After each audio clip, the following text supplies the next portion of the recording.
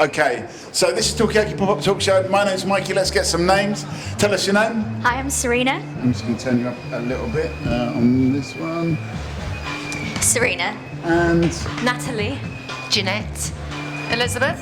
And as I said, I'm Mikey. Come and join us. We're just starting. This is Talkaoke Pop-Up Talk Show. The whole point of Talkaoke is it's kind of up to you to decide what you want to talk about. Come and join us.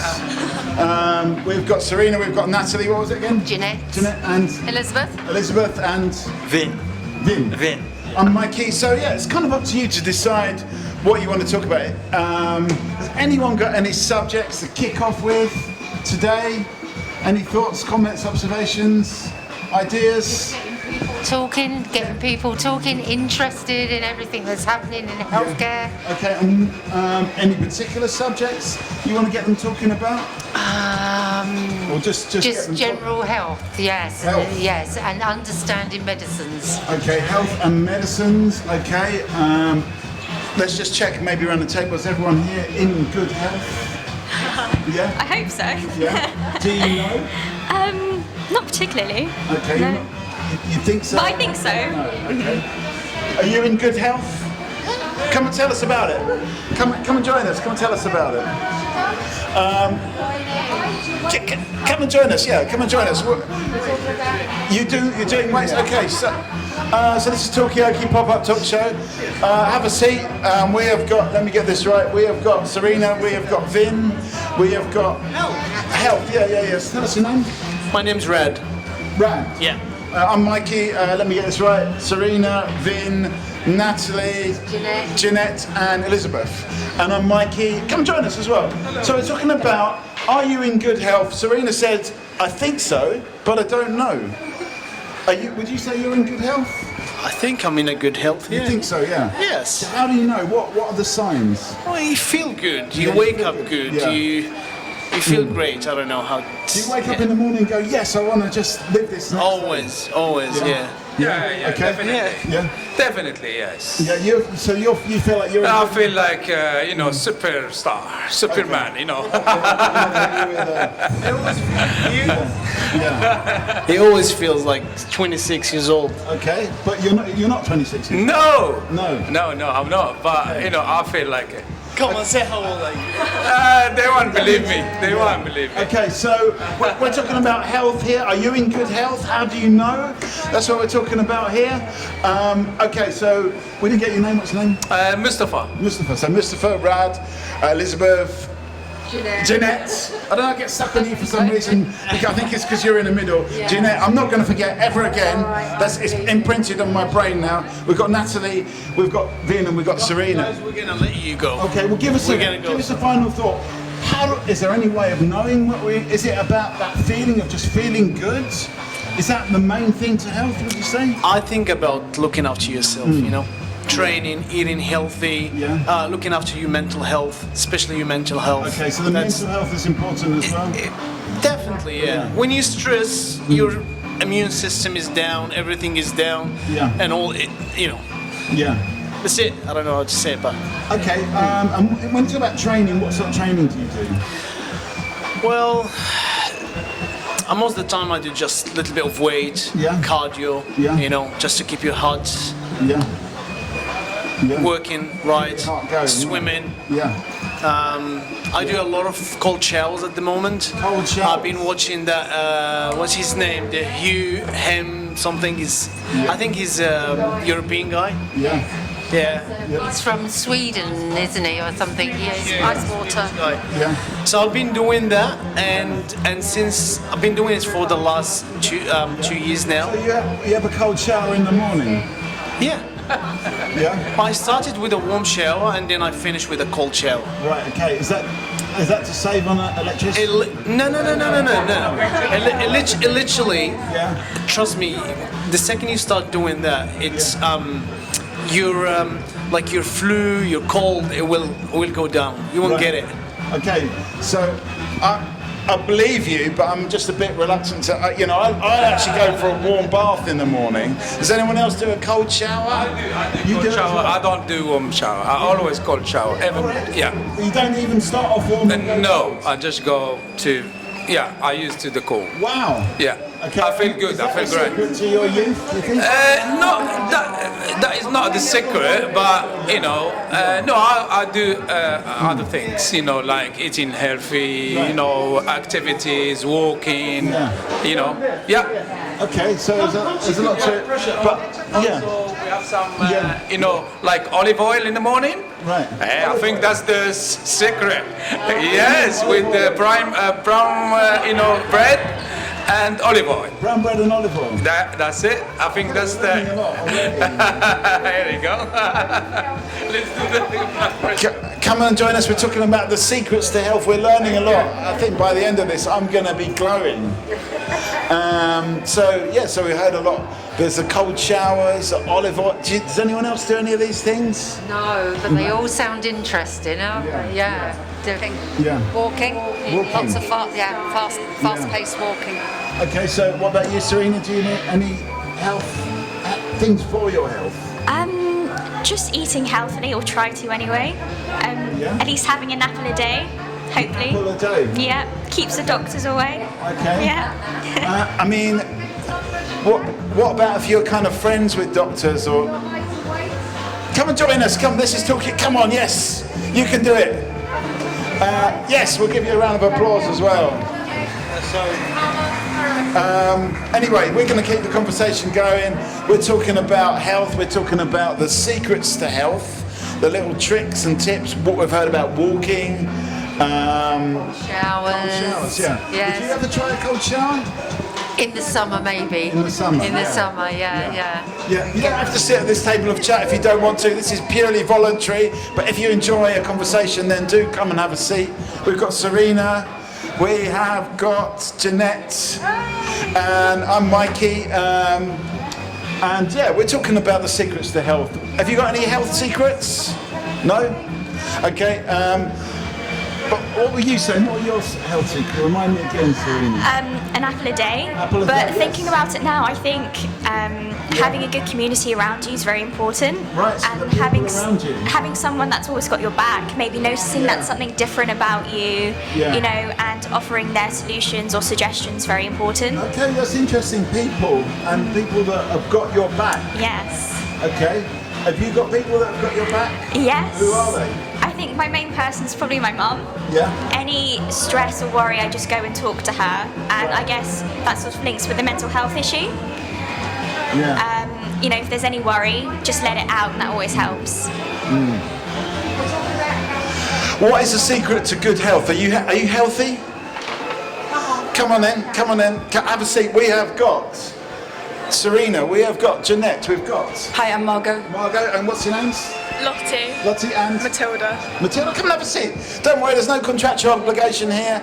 We're just talking about health. So far, we've heard some of the secrets to good health. A cold shower in the morning, an apple a day. We got going for a walk. But then recently, Serena said, actually, it's also about the people that are around you that have got your back. So that's the kind of things. I think I'm being targeted by Instagram with posts about face yoga, and does anybody actually Face know? yoga? Yeah, does anybody actually know if it's got any health benefits? And also, why am I getting these Can you just say adverts? what face yoga? Because I've been doing this job 26 years. It's the first time I've ever heard of face yoga. Well, basically, from what I understand, because they want you to like subscribe to like a series of exercises, and exercise in itself makes me think, oh, that's something good for your body. But I think it's just about, keeping your face toned. Supple. I don't quite know. I mean, what is the downward dog of face yoga? I think it just happens naturally because, Face. yeah, because we are quite upright. So I guess Yeah. it's a gravity. What's the word? Gravity? No. So it's about how you're... Gravity. Yeah, it's gravity. Sorry, Okay. I forgot my English. Would you do face yoga? I don't know, maybe. Yeah. I've done like the face massages before, like the Yeah. kind of like the facial draining ones and like a Yes. gua sha. But yeah. Face yoga? I try it. I think it sounds quite interesting. I've never heard of it Yeah. before, but it sounds, yeah. And what are the secrets? Do you feel like you're healthy? Do you feel like you're doing healthy things? I don't really know. I feel like it's just about like I feel like health is it's about like physical health, but then a lot of it is like impacted by mental health. So I feel like as long as you're keeping yourself happy, whilst also keeping like a healthy balance in your life, I feel like the mental. It's actually somebody earlier said exactly the same thing, that the mental health is the key to actually doing the to want to go to the gym or do your face yoga or whatever it is. Can you tell from the face if somebody's healthy? Okay, I mean, all right, I tell you what, I'm going to volunteer. Do you think I've got a healthy face? What do you think? Yes. So, come and talk about it. Okay, so that's definitely it. Okay, what is the components of the healthy face? I think if you're happy, smiling, you're not depressed, you're not, sad, look grumpy. If you're happy, people will come and speak to you, come and talk to you. I don't know. That's another different type of yoga. I'm too late for yoga, but hey ho. What do you mean? Too late. This is far too late to keep your face relaxed. Okay, interesting. Well, come and join us here. We're talking about health. Do you think do you feel like you're healthy? Have I got a healthy face? What have you got there? Is it Red Bull? Is that healthy? It helps you do more exercise? Come and join us. We'll give you a round of applause. We have got, and let me get this right, we've got Serena, we've got Margot, Matilda, and what was it again? Lottie. Lottie, that's right, and Jeanette, and Mikey. Come and join us. You can bring your drinks to the table if you want to. Come and tell us your names. We're looking for the secret to health, to eternal youth, or maybe just make it last a little bit longer. Give us a final thought, Lottie. I think just make sure your mental health is healthy, and then yourself will be healthy. The rest will follow. Yeah. Okay. So, we're going to hit you with a round of applause. Thank you. Lovely to meet you. So, okay. So, who have we got here? Tell us your name. Amy. And Tiffany. And we've got Jeanette, we've got Margot, we've got Serena and Mikey. At the moment we're talking about health. It seems like the way this is going is most people are saying, if you've got a healthy mind, come and join us. Are you healthy? No. Why? Secret to a healthy body is a healthy mind. Come and join us. This is Talkaoke Pop-Up Talk Show. We are here for one day only, except we're here on Thursday as well. And we're talking about health. What are the secrets to health, would you say? Is it? Come, you can explain it on the mic, Jeanette. That's all right. Okay. All right. Well, would you say you're healthy? Have you got a healthy mind? Healthy mind, yeah, but not a healthy body. Okay, healthy mind, but not a healthy body. So it doesn't follow that if you've got a healthy mind, you've got a healthy body. Healthy mind, healthy body?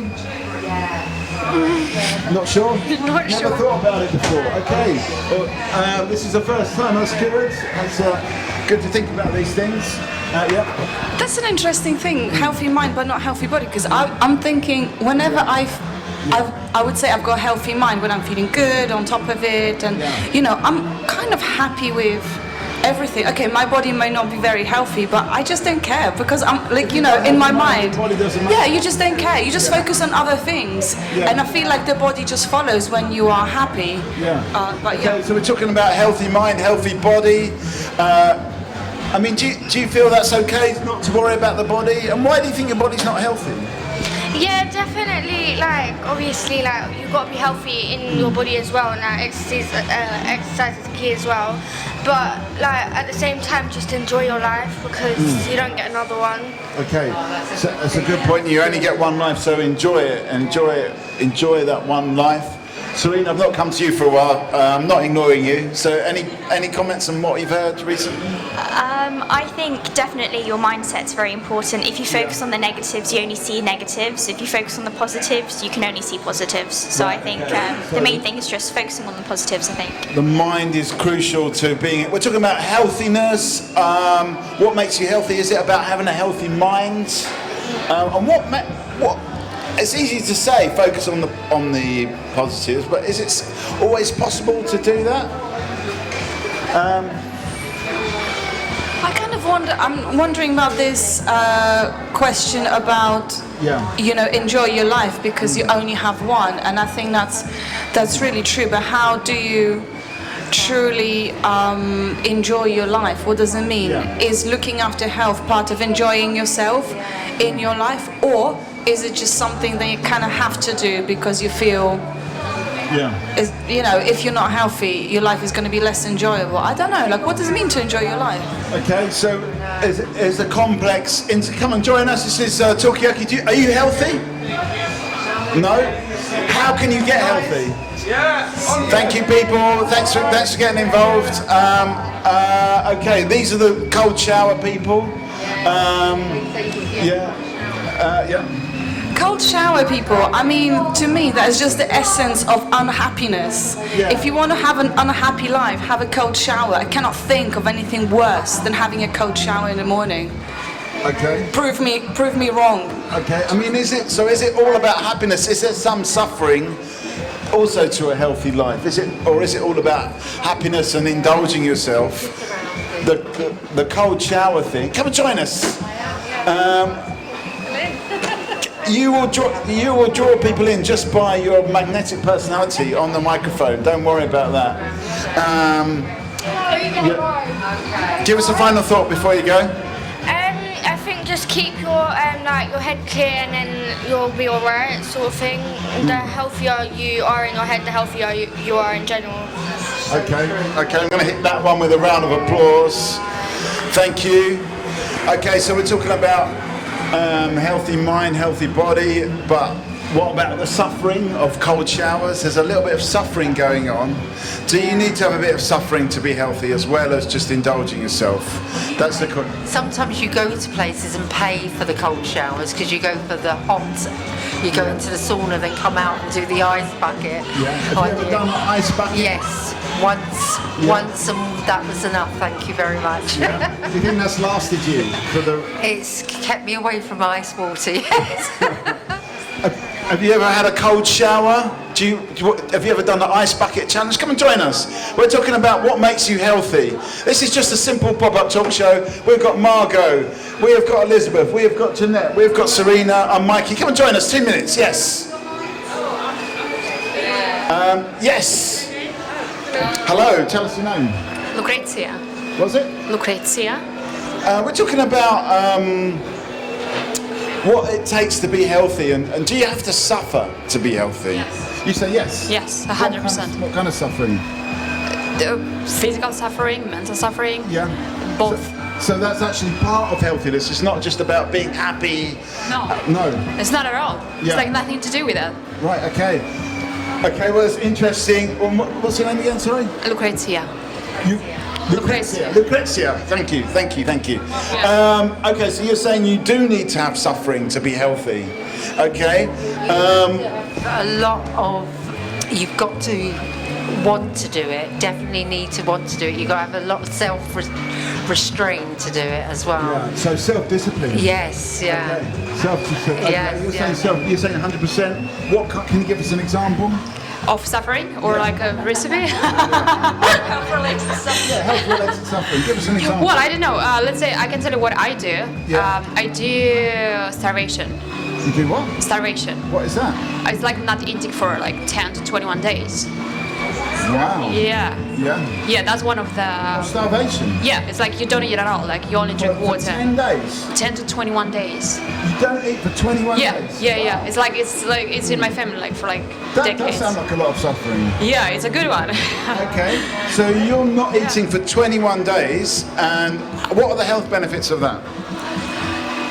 Look, it's difficult to explain to tell exactly what the benefits are, but like let's start with the mental health that like happens like from the third day on when your body like goes completely into this like survival mode, right? And you only like your mind cleans itself. Yeah. Okay. So that's one of the. So you go into a survival mode, and it's like a journey of the mind. Yeah. Okay, we're talking about suffering. Do you need to suffer in order to be healthy? We've got Lucretia here that goes on a starvation for 10 to 21 days, and every month. Yeah, I do that for like I practiced starvation for like 10 years, right. But like I was like on and off. But now for a year I do it every month. Yeah. Right. Yeah. Okay, and then that's. All right, Margot. So that's half of the year, I guess. On average, you'll be not eating, and then I'm still processing that because that sounds I've like. heard of like fasting for like 16 hours. Yeah. But 21 days is a new one from. I'm curious about the mental health. Yeah, but that's like believe me, it's absolutely nothing because like our bodies like we're designed that way. Yeah. So it's like with a little bit of practice and with mental strength, it's like you don't even feel it. Especially like from the third day when your body actually like does the switch, as in So there's not a switch eating. on the third day. Yeah, you it's go like into a survival mode. There. It's like your body does not because our bodies don't care whether they eat from the inside or the outside. So like on the third day, like it does the switch. So you literally cannot make the difference whether like you're eating or you're not eating. And then when you exit the starvation, like when you start eating again, like it's like something new to you, and it's like, oh, what's that? Like your body's like, oh, what's that? Like food? Like what am I supposed to do with that? Right. Okay. I mean, do you enjoy your food when you? No. No. For about a week, I don't enjoy it. Like I don't even know what that is. Like I don't respond to smells, or I don't feel well. So I have to take it like quite slowly, gradually to eat. Yeah. Okay. So that's how. Yeah. So the week that. Yeah. Hang on a sec, Jeanette. Hang on. Oh, so the week you do eat, do you have to make sure that you eat enough to survive for the next 21 days? No. Well, not really. No, not really. Not at all. Like the only preparation for starvation is you do like the day before. You have to take Epsom salt, so you cleanse your stomach completely, and then the next day, that's it. Well, if you're doing it for the first time, you kind of have to like gradually like stop eating, so you don't do it sudden all of a sudden. Yeah. But other than that, no. It's a really like a basic process not to eat. Okay. So we're talking about fasting. I guess you start off with just like one day, and then you gradually increase up to to 21 days. Okay. What's the longest? Let's go around the table. What's the longest anyone here has gone without food? For me, it's probably about 12 hours. No, it's about 12 hours, I think. What's the longest you've gone without food? What about you? I'd probably say the same. What, about 12 hours, Okay. yeah. Okay. I don't know, maybe 20 hours, but then with drinking fluids. Yeah, but 20 hours maybe. It's the longest. Okay. What's the longest you've gone without food? About 6, where I sleep, and then I'm eating as soon as I wake. So. Okay. Yeah. 6 hours. I mean, okay. We can also talk about sleeping, I suppose. Is 6 hours a good amount of sleep? Would you say? Yeah, I think 6 to 6. Yeah. It changes. The amount of sleep you need as you get older changes as well. Okay. So I think 6 hours. I would do about 5. 5 hours. 6 okay. hours. All right. How many hours sleep do you do? 5 to 6. 5 to 6. Okay. Yeah. As many as possible. Yeah. 8 minimum. Hours, yeah. Okay. Same, probably around 8. Around 8 hours. Okay. I think 8's the average, isn't it? 8 should be the goal to go for. Yeah. But life gets in the way. Life gets in the way. How many hours sleep is a good amount of sleep, would you say? 8. And what about eating? How long between meals? That's what we're talking. Come and join us if you want to. This is Talkaoke Pop-Up Talk Show. So where do we want to go with this? Okay, just quickly, what would you say is a good amount of sleep for a night? I think it's supposed to be 7 hours. Okay. 7 hours, but I don't sleep at all. So You don't sleep at all. I suffer from insomnia. Okay. All right. So would you like to sleep more? I would like to sleep more. Yes. Okay. Anyone got any tips? What's her name? Fatima. Any tips for Fatima about how to sleep more? I think having some fresh air, or like if you go walking or if you spend time outdoors, I find that when I get home, immediately I just want to go to sleep. But I also wondered whether it's different, the sleeping pattern, and maybe even the predisposition to fast, and is it different in different genders? Is it different? Are women more kind of capable of going longer without sleep, without food than men? That's what I wonder. Oh, interesting point. Are women better at going without food and going without sleep? We've got a new face at the table. We have got Serena, we have got Jeanette, we've got Elizabeth, we've got Lucretia, and we've got Margot and Mikey. Tell us your name. Mohammed. And when we're talking about health. And an incredible thing from Lucretia, incredible for me, for you it's normal, that she fasts for up to 21 days at a time for better health. But also we're talking about that and how long you go without food, but also how long you can go without sleep and what is a good amount of sleep as well. That's what we're talking about. What's your average sleeping time, Mohammed? Well, 8 to 8 hours, yeah. Do you think women are better? I think 6 to 8, something. Do you think women are better of going without food and sleep? Well, I think so. Yeah. Yeah. Okay. So you're agreeing with this theory that we've come up with here. What do you think? Are women better at not sleeping and not eating? Whoops. Thank you. I think so. So.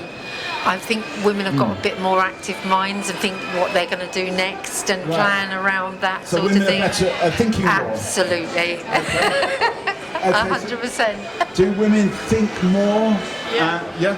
I do. Yeah. Like random thoughts. Yeah. Like inconsistency. Okay. Yeah. All right. Are you thinking? That's what we're talking about now. Come and join us. Are you thinking? And do women think more than men? Most people around the table say yes. Actually, women think more than men. Is there some kind of I'm sure there's got to be some kind of experiment they've done on, I don't know, neuroreceptors or whatever it is in the brain to show like the average woman's brain just always thinking about stuff, and then maybe a guy's brain which is just, I'm just resting. Or just like focusing on one thing, which is funny because they say women are maybe I got it mixed up, but are women better at multitasking than men? Yeah. Is that part of this thing? But what is it scientifically true? I don't know. Does anybody? I mean, we've got some scientists in the back here. Scientists. Mohammed, are you a scientist? Are women better at multitasking than men? You say yes. He hasn't answered, so that's proved it. Yeah, that's it. That's it. I mean, I think, are men even good at unitasking? Never mind multitasking. That could be a question. Well, women always had childcare. Yeah. Women always looked after children. Yeah. So if you're looking after children and also doing other things, you have to learn to do that. So that's a skill that's probably come down through the generations of us. So I would have said I was better than my husband was at doing that and doing lots of different things at once and being able to do lots of different things at once. And so in a way it's about this kind of propensity to looking after children and having to keep an eye on lots of different things at the same time. You agreeing? I do. Yeah. I do. But is it also a propensity to go extreme? Just because my friend's sister, she's got 2 children. She also has a husband, but it looks like she's doing majority of healthcare and childcare, and she is exhausted. She literally is like a zombie. And okay, yeah, cool. You've got children. That kind of comes with territory. But why do women do things so extremely? Why is this husband not kind of pulling his weight? I mean, I suppose he's earning money, but I wonder whether we're just extreme creatures as women. Is it not playing to the strengths of the woman being good at, like naturally good at childcare, and the man not being so good at childcare? I'm not sure about that. Hello. Come and join us. At the moment we're talking about are women better at multitasking than men? And is it because of... Let's see, I'm going to take off my bag and my jacket. You take your time, take your time. Take your time. One thing at a time, exactly. Don't multitask it too much, because your head could explode. Are women better at multitasking? Serena? Sorry, what was the question? This question is about multitask. Maybe you're not good at multitasking. I think I am, yeah. It's about doing lots of things at once, because like women look after children. Come and tell us your name and yeah. Michael D'Souza. Yeah? I'm here. I'm supposed to be doing something here today. Yeah, what are you doing here today? Well, I'm working with some children, doing some little rhymes and little stuff like that. Yeah. To see how the mind works in terms of the scientific stuff, Well, hopefully we'll get a bit of a flow going here with the Talkaoke, so you'll have that conversational flow. But what's being said... because I'm here, I do my books, I sell my books and write books and blah, blah, blah. So I'll say they invited me because of the science thing, I do poems and rhymes that they're meant to be recited as opposed to just listened to just see how you work with the recollection. Right. Okay. And where do you stand on this thing about men and women? Have they got different brains? Do they work in slightly different ways? Well, I think because we're set up biologically different, then I think there will be a difference. I mean, like for instance, if you're talking about a woman, quite naturally may just become broody. That doesn't really happen in a man. Or very rare. What about this man? Do you ever become broody? No, he looks moody. Moody than broody. Yeah. Okay. So women become broody. Are men's and women's brains different? That's what we're talking about. Yeah. Come and have a seat. Yes, we'll give you a round of applause. Anyway. I want to disagree. I'm not sure if this is true. I've never felt broody. I never wanted children. Is that what it means? Like wanting to have children? So I wouldn't say 100%. Yeah. No, I wouldn't. No. I'm saying that it's more likely. I mean, some men want children as well. They just want it for whatever reason. But in terms of the difference in the brain, I think the only difference is a social kind of conditioning. Other than that, I think a brain is a brain. Okay, so a brain is a brain, but is it the social conditioning that makes women's brains different through society, through having different roles? Have you got any views on this, Lucretia? No? Actually, do you think men's and women's brains are different? no. No. Okay. No, I think. No, I think it's not. It's a brain is a brain is a brain. A brain is a brain. Yeah. Yeah. Okay. All right. I mean, what do other people think? Oh, men's and women's. Let's get some word from the scientists. Scientists, we need you. We've got a scientific question. All right. Thank you for putting that in, and do feel welcome to come here anytime. If you want to get a bit of flow going, and it's if you've got any relevant poetry to deliver on the table, please do feel free. Anyway, we've got a new face here. Tell us your name. Lindsay. Lindsay, you've come forward. Are you a scientist? I was a scientist. I still work in science communication, but I'm not a scientist. My science is rusty, I would say. What do you think about this question of men and women's brains? Are they the same? Are they different?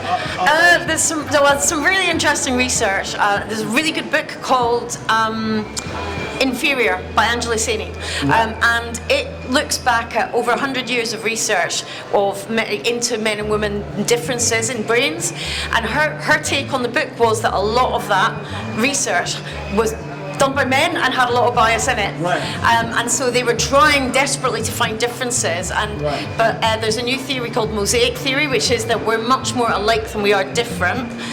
But our hormones and our environment and how we're brought up can make those changes permanent and fundamental. Right. Okay. So we kind of start off with the same brains, but gradually we actually it's the world around us and our hormones that changes our brains. Are you going to say No, but I'm interested in this idea of maybe the world, or I don't know, objects and I don't know, the world being designed maybe more around men than women. I mean, but is that actually seriously changing, or is it just like, oh yeah, we'll give the women the microphone, they can just say, we're just going to highlight this thing, but does it actually mean that the change is happening in the world of science? It's just not the world that I know about. So you're saying there's a bias towards male things in science? I'm not 100% sure, but I think I've heard this, what you're talking about, I've heard about it, So what you're saying really is naming that bias doesn't change a bias. Yeah, at what point does the bias change? And what is bias? Okay, so have we got a bias biased towards men? Yeah. I've got something to say on that. So men are still overrepresented and women are still underrepresented in science research. There's actually an article in Nature, which is like the top scientific journal today, published, saying that more women leave research because there's a toxic culture there. Because in some places, obviously not in the LMS, which is amazing, but even we know that we are we're underrepresented. We only have 8 group leaders who are women, where we have more than 30 men. Right. We're trying to change that a lot, but you get women who like all industries, it can be very competitive at the higher levels, and I think that's where women's voices often get drowned out, and they begin kind of going, do you know what, I don't want to shout anymore. Okay. Yeah, that all makes sense. So it's about that kind of sense of competition. But my question is like, why in today's society, why do we put so much, like, why do we care about the difference between men and women? Why this competition between us? Yeah. What's the importance of us? Okay, so why do we even care about that? Why is it important to us? Do you care about that? Care about The difference between men and women, the fact that there's way more male scientists than female scientists? Of course, I mean, as a PhD student, if I hope to progress in academia, I would like to have equal opportunities as the male counterparts, and it will be interesting to explore why there are obvious differences and what we can do together to overcome those. Okay, so you want to be come and join us.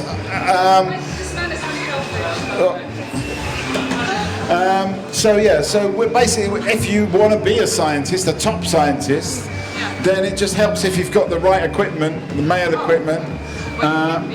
Well, you can be. Yeah. Like, if you really, today, if you want to be the best scientist in the world, you can be.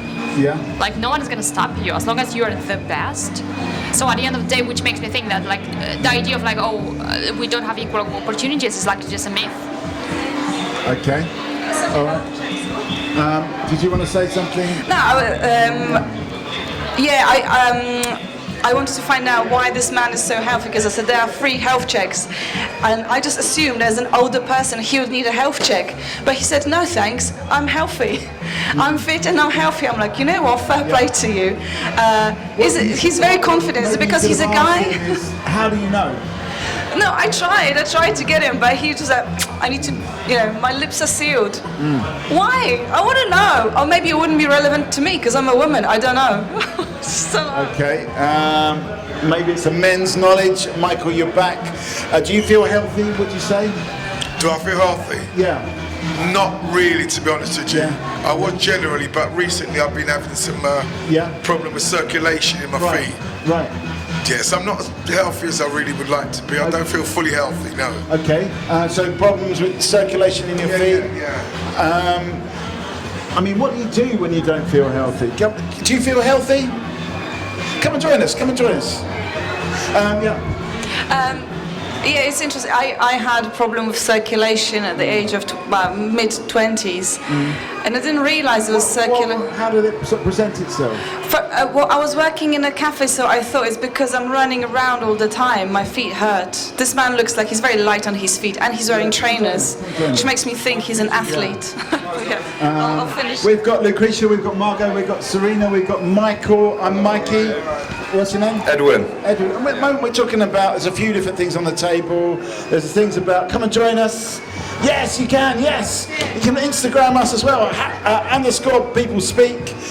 The _people speak. And at the moment we're talking about, there's a couple of things on the table. Do you feel healthy? And why? But then there's also the thing about science and medical research.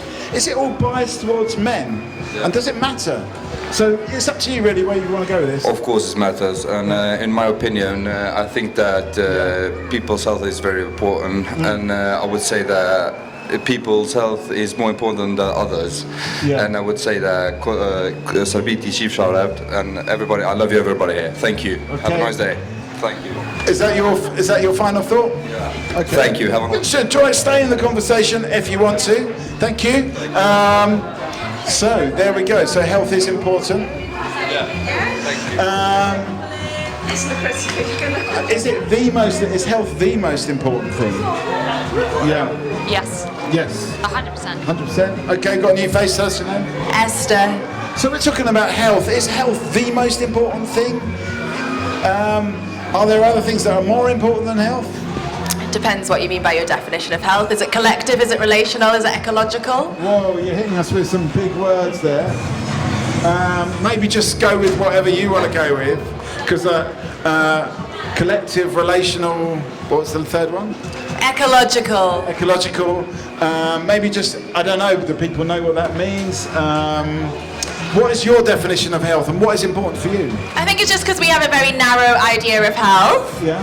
And if we open it up, then we can have much more interesting conversations, which then encompass all of the different things which actually affect our well-being and the well-being of our communities. Okay, so it's not just about us, it's about our community as well. Yeah. So if your neighbour is unhealthy, that kind of affects you. Yeah, it does. It does. If your neighbour is, down or depressed, like it makes you sad as well. We should look out for one another. Okay, so health isn't. That's a really interesting point. We've been going on the individual side, but actually, what about the people around us?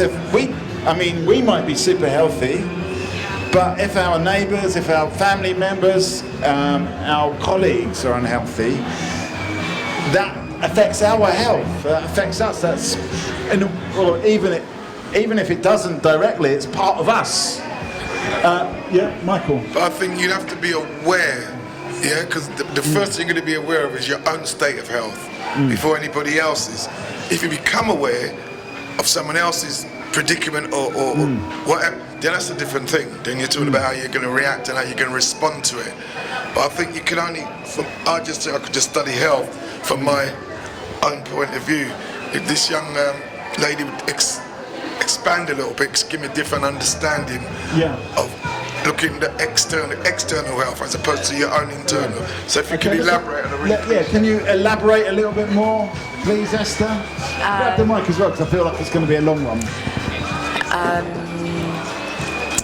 I feel as if our health is intertwined, for example, with the health of our trees, the health of our neighbours. Okay, so it's not just humans; it's trees as well. Yeah, it's more than human. Yeah. It's about all the different species, and we know that, if our crops are unhealthy, that then affects what we're putting into our bodies. I guess it's about relationships. How addicted are we to our phones? Are we? How it's about connections and relationships, and I guess if you. I don't want to use this phrase because it's not it's from a different culture. It's Ubuntu. There's like an Ubuntu philosophy, which is like I am because we are, right? And that's the phrase. And I guess a lot of those things come down to that philosophy that we are interconnected beings. Right. And I guess the more that we adopt that kind of philosophy, then we think about that then maybe we wouldn't have the current sorts of atrocities and the continuation of fossil fuels and the slamming of communities. Those things wouldn't continue because we think more about one another and our collective health. All right, so you're almost going on a global level of health. It's not just about our own bodies or even our own communities. It's about the trees, it's about our whole world. That's a really interesting perspective. What do other people think about that? Come and join us if you want to. Man with papers. And you can tell us what the papers are as well. Because we are interested in your health. In a way, it impinges on all of our health, and the trees and the flowers and the dolphins as well. You didn't mention dolphins, but I think it's fair to bring in the dolphins. Tell us your name first of all. Drew. Drew. Okay, so we're talking about, we got Lucretia, we got Serena, we got Michael, we got Esther and Mikey. Maybe these people are going to join us. This is a pop-up talk. Yes, you can join us. We're talking about, the interconnectedness of health. It's a great idea from Esther.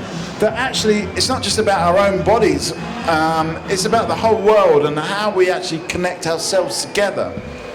Any thoughts on that, Drew? Is that a different way than you would think about health? I have a tendency to be quite logical and narrow-minded in a sense because I'm a scientist, so I I don't think so broadly as that usually. to Are be fair, scientists but narrow-minded? in a certain sense, yeah, you become very niched into your own sect of what you're looking Right, into. okay. So like, I've been in air pollution, toxicology for a long time. So Yeah. like lung health mainly. Lung I think about that quite a lot. Okay. So that's interesting. I mean, can scientists see the bigger picture? That's what we're talking about here. Michael, have you got any views on this? As Drew said, I think you tend to be more, as a scientist, you tend to be more tunnel vision. Yeah. Really, you're not going to look at no periphery. You're just going to look, because if you're going to examine something, you're going to have to concentrate and focus on it. Really, I think, as opposed to health, as I say, when it gets external, when it gets outside you, then it just turns into consciousness, and it's whether you're conscious or not. Some people don't look. Some people just throw rubbish on the floor, litter on the floor. They don't even think about it. Well, it's something that used to upset me greatly. Because you don't want to be in an environment like that. So they're not thinking about the greater health. And there's a consciousness in a way. Well, you have to be conscious. You got a piece of paper. Why would you drop it on the floor? I would like a bit of scientific research to be done on that. Why do people do that? Because they don't care. They don't care. Okay. You're nodding, Serena. I could be wrong, but there was like this study done in India where So there was. I've done some science research on it. Don't quote me on this, but there is a lot of littering that goes on in every country, but No worries. but they tidied up this certain area where there was a lot of littering, and they cleaned it up, repainted it, and I think they found that people stopped littering in that area because it was clean. So I think everyone just follows everyone because everyone's doing it. They think it's okay to do. I mean, here it's pretty tidy, and we're not seeing much litter here in Westfield. Is that because It's probably quite regularly cleaned, I would assume. You know, I think it's just But do people drop litter here in the centre? Do you think? Probably not. No, but it's that idea of people, quite easily just not thinking about it, thinking about the short-term solution rather than the long-term solution of just like getting rid of stuff or driving your car or anything that helps pollute the environment. Okay, so how do we get people thinking on this kind of more global, holistic way, like Esther, where you're not just thinking about your own personal, what's my blood pressure or heart rate, but you're actually thinking about how are the trees doing, how are the birds doing, how is nature doing, how are we doing in nature, all of those things, not just me personally. I was just going to say that I think that the binaries are very damaging. What do you mean by that? The binaries of like nature, not nature, human nature, inside, outside, shopping centre, street, it's all kind of the same. And these binaries are like very, very prominent in our like Western world and the global north.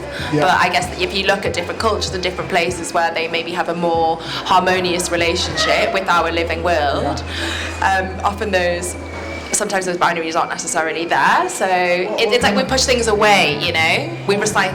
What kind of places have you got in mind? I guess probably like different indigenous peoples all around the world, more collective societies. But I guess I live in Whitechapel, and there was a bin strike, and there was it was in the news, there was loads of rubbish in the street, and I couldn't tell the difference. I was like, because it always looks like shit. Okay, so and it's a shame. Okay, so in Whitechapel, it's kind of pretty messy, and there's a lot of rubbish in the street on a daily basis. So, I mean, there's a couple of questions there. You've got a question? But I've recently been to Munich, which is a big German city, and it was very clean, and I didn't like it. And I thought, what is it that I don't like about it? Not that I like dirt, not that I thrive in messy areas, or I love littering. It's my thing that I get off on. No, I don't. What was the problem with Munich? Was it too ordered, or? It it was really ordered, almost like, I don't want to say like a prison, because that's just maybe going a bit far, but it just seemed very organized, very orderly. And I am just not sure. And I think maybe as humans, what I wanted to say earlier, what annoys me in other people, it shouldn't annoy me, I should really like not be annoyed by it, but like for instance, young people who are young and fit, they drink energy drinks, and I'm like, why are you damaging your body? And I think the truth is that we want to be contradictory. When we live in an orderly city, we want to paint graffiti, we want to do something, you know. So I think that kind of this distraction we inflict on ourselves, and self-destructive. we like testing limits as people. I mean, also, you know, I think 21 days going without food, that's kind of testing your limits in a different kind of sense. So I just wonder whether, I was just thinking about that. Okay, so do we want to push our limits, and in which way? Do you like to push your limits? Do I like to push my limits? Yeah. I do.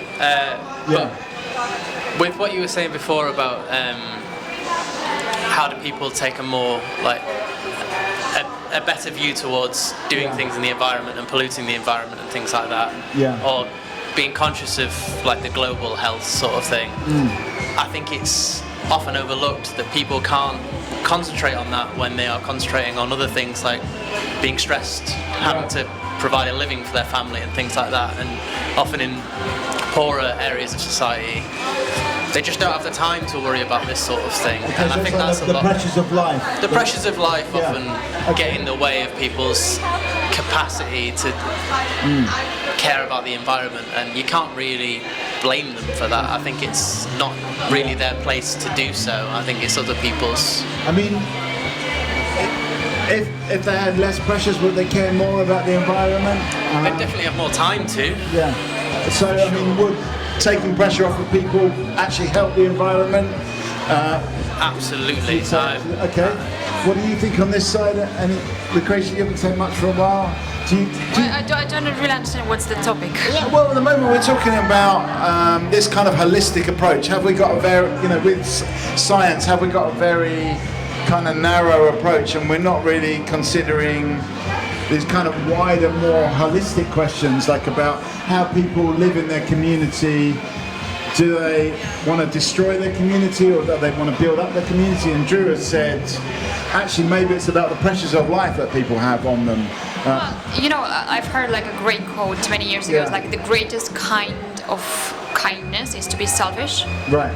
So meaning that as long as you care for yourself completely, you don't have to have this like collective thought, as in like the community, the trees, the whatever else. Because there is only one thing that you can control it, and that's your mind. So that's all you have to care about. So in a way, are trees quite selfish as well? No. Yeah. What I mean is that if you care for yourself, everything else cares for themselves. Yeah. So it's how it's okay. So designed. in a way, your job is to care about you. The tree's job is to care about the tree, and if we all did that, then it would be cool. I find that a very interesting thought, just in the sense that I think maybe I think the kind of individual approach means that I'm too selfish if I focus on myself. But you're saying almost if you go deeper and do focus on yourself, the community will be impacted. But I often feel like when I make some kind of life choices or whatever, it's like, but what about the global south? Well, I mean, are you doing enough? There's a war in in where? In the Middle East at the moment. Yeah. Well, one of. Yeah. Are you doing enough with your life choices? And I'm always kind of pushed and pulled between the individual choices and the responsibility to be part of the community and act. But maybe actually thinking about community is just too big to act on. Okay. I don't know. All right. Well, it's definitely like what I know for sure is that when we think as in community, a group of people, there is no way we can literally change anything. So you can only make a difference when you have like a clear question. That's when you find a clear solution to that. And more to that, like we're designed that way to be in service to others, but you can be in service to others only when you are like 100% in alignment with yourself. So to get to that, you have to be very, very, very selfish and take care of yourself, and then you get to the part where you want to serve others and be the help for people. So it's like a process with some steps that have to be done properly. All right, interesting. It's kind of different to what Esther was saying about starting globally, and Lucretia is saying you have to begin with yourself, take care of yourself, and then as a kind of organism that's part of this network of organisms, everything else will take care of itself if people took care of themselves, kind of thing. So it's starting from the self going outwards. I feel like you've got a different approach, starting from the environment going inwards. Margot. So I'm just kind of wondering, so is there good selfishness and bad selfishness? Can it be reduced to this kind of question? Okay, is it about what kind of selfishness you have? Are you selfish in a good way, or are you selfish in a bad way? What is selfish in a good way? I think what you were saying, kind of, you have to be almost like radical and very, very selfish to kind of distance yourself from anything that doesn't serve you. I speak like one of those like influencers on Instagram on my feed. Well, it's kind of going everything that doesn't serve you, you have to put aside. Yeah. I hate those, anyway, but maybe they're onto something. So that's kind of, I think you gave an example as what I would interpret a positive selfishness. Okay, so positive selfishness. We're talking about, in a way, we've got two different approaches here. One is this kind of, what Lucretia is saying is, if you take care of yourself in a good way, and you're good towards your health, and who you are as a person, everything else, and everyone did that, everything else would fall into place.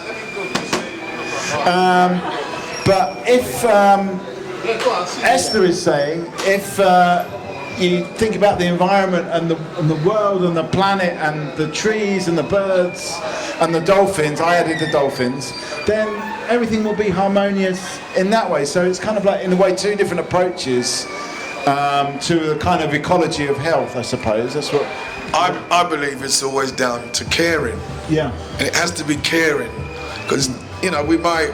Some people, they don't care about anything. Look at the plastic that's in the sea and all that now. It's a matter of being at peace internally, so you have your internal peace, all your bits are working fine, and then you're in a position to act externally. So you look at things externally, so you really start to maybe be compassionate towards someone else, because most people don't value life unless it's at a certain status. Yeah. You got to be rich, you got to be this, you got to be that, you got to be this. What about a plant? What about an ant? They've all got lives. Everything's got life, so you've got to think that everything has life. And it has a value of life and a purpose on the planet. Are we a little bit obsessed with status, would you say? Definitely, definitely. In the commercial world, most definitely. Okay. Yeah, I think so. Interesting, okay. Esther, have you got any thoughts on this, what you've heard? I don't know if you heard what Lucretia said about this idea of... Any thoughts on that? I think they're the same. I think you need to do the inner work so that you're able to do the outer work. What is inner work? Self-reflection, therapy if you have the means to, or just having, I guess, having meaningful conversations with friends about the real stuff.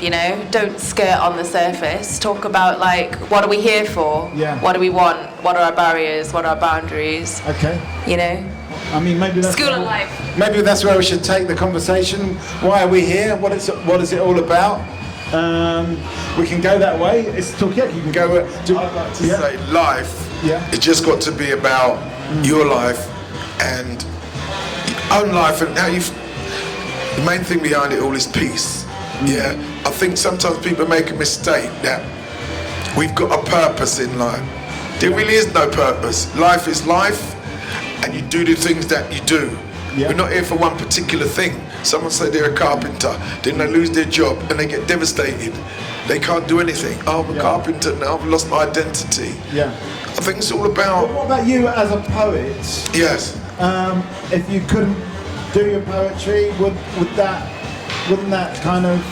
Well, no, because I didn't start off life as a poet or a writer. I started off as an engineer. Okay. And then I went to work with children in adventure playgrounds. Yeah. Yes, I work with children, I work in youth clubs, and then I became a swimming teacher. And as a result of being a swimming teacher and the methods of teaching, I used to write stuff. Because I didn't have the run-of-the-mill, stupid little songs that everyone has. I make my own stuff up. Right. So that's what got me into it. So I know I can morph into anything once it interests me. Right. Yeah. So I don't think we've got one purpose. That's fascinating to hear that, and your journey to becoming a poet through teaching people to swim. You would never have guessed that.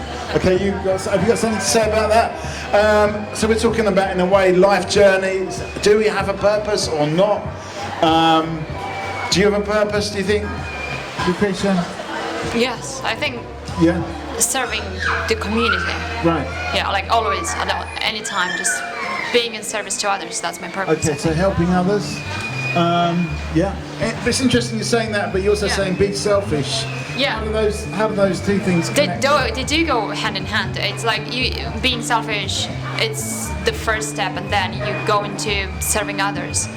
Okay. Yeah. All right. So you're selfish first. Yeah. If you can't, so if you're trying to fill someone else's cup, your cup needs to be full yourself in order to pour something from your cup into someone else's cup. Okay. So I think that's what you're trying to say, right? So you need to be self-fulfilled before you can help others. I mean, it's definitely like that with coffee. Always make yourself a coffee before making anyone else a coffee, because otherwise you won't make a good coffee. Okay, we've got a new face at the table. Tell us your name. My name is Su Tong. What's it? Su Tong. Su Tong. Yeah. We're talking about, in a way we've gone quite deep, and that's fine, I think. We're talking about what is your purpose in life. Michael says you don't need a purpose, but he's kind of evolved and from all these different things, from being an engineer, from being a youth worker, then a swimming teacher, then a poet. And that's just kind of been a kind of flow of life. But he says you don't have a purpose, despite being a poet. Yeah. So do you feel like you've got a purpose? I think I don't have any purpose. Yeah. So my goal of life just to experience. Okay. Experience everything that's exactly happen in my life. If it's not happen, it's okay. Yeah. Okay. So it's all about experience. Come and join us. Yes. Yeah. I'm kind of thinking, about the status and stuff. I mean, we are in the shopping centre. I mean, you were talking about people littering and, people being selfish. You're talking about the positive type of selfishness. I mean, I wonder if there was a shop for selfishness where people go into it. Shop for selfishness. I'm just trying to think of, could there be another type of shop here? People here, obviously, they are here because they want to buy something. But could there be, I suppose the Gene Home, the place where we are now, it's kind of alternative to shops, but I don't know, should there be every other shop? Should it be not selling, should it be selling values as opposed to items? Right, or manners? In a way, we're kind of doing that here with this shop. We're not actually selling anything, but we're wanting people to engage. Come on. 1 sec, I've got something for you. Come on. Come on. Listen, Listen, two things. You let me have that drink, and I'll let him have this. There you go, my brother. Okay, it's a swap. There you go. Okay. Yeah. Right, listen, can you do me a favour? Your dad's got to say something. You got to take the sticker book from us. Come with me, Dad. Hold his microphone. Say for him, me promise. Me promise. Me nah go stick. Me nah go stick. This. Or this. Or this. Pon this. Pon this. This. Or this. Trust me. Trust me. Well done. Say thank you, Dad. Say thank you, Dad. Thank you, Dad. Okay, nice one. Okay. You're welcome to join us if you want to. We're talking about life here. Are you alive? And do you have a purpose in life? Most people don't, but some people do. What's happening? Okay. Look, this is Talkaoke. It's gone pretty random, but where do we go from here? It's up to you, really. My job simply is just to try and make sense of it. Do you have a purpose in life, Jeanette? My purpose is my family. Right. So my family is everything to me, and people around me, and just being happy Right. generally. And Okay. Have you got a big family, small family? I've got 2 children, so medium. I should imagine. Yeah. Okay, and they're So, very yeah. important to you. Oh, my world. Right, My world, okay. yeah. But just as long as they're happy, everyone's happy. I think being happy is just Okay. great. Being down in the dumps is not for me at all. All right. So yeah. You said that your family is your purpose. So what about another option, like it's your choice? It's your choice to have a family, isn't it? It's not really a purpose. So you think it's a purpose? What's the difference there? Well, there's a choice because you choose to have children, and when you have children, you've got to take responsibility. Yeah.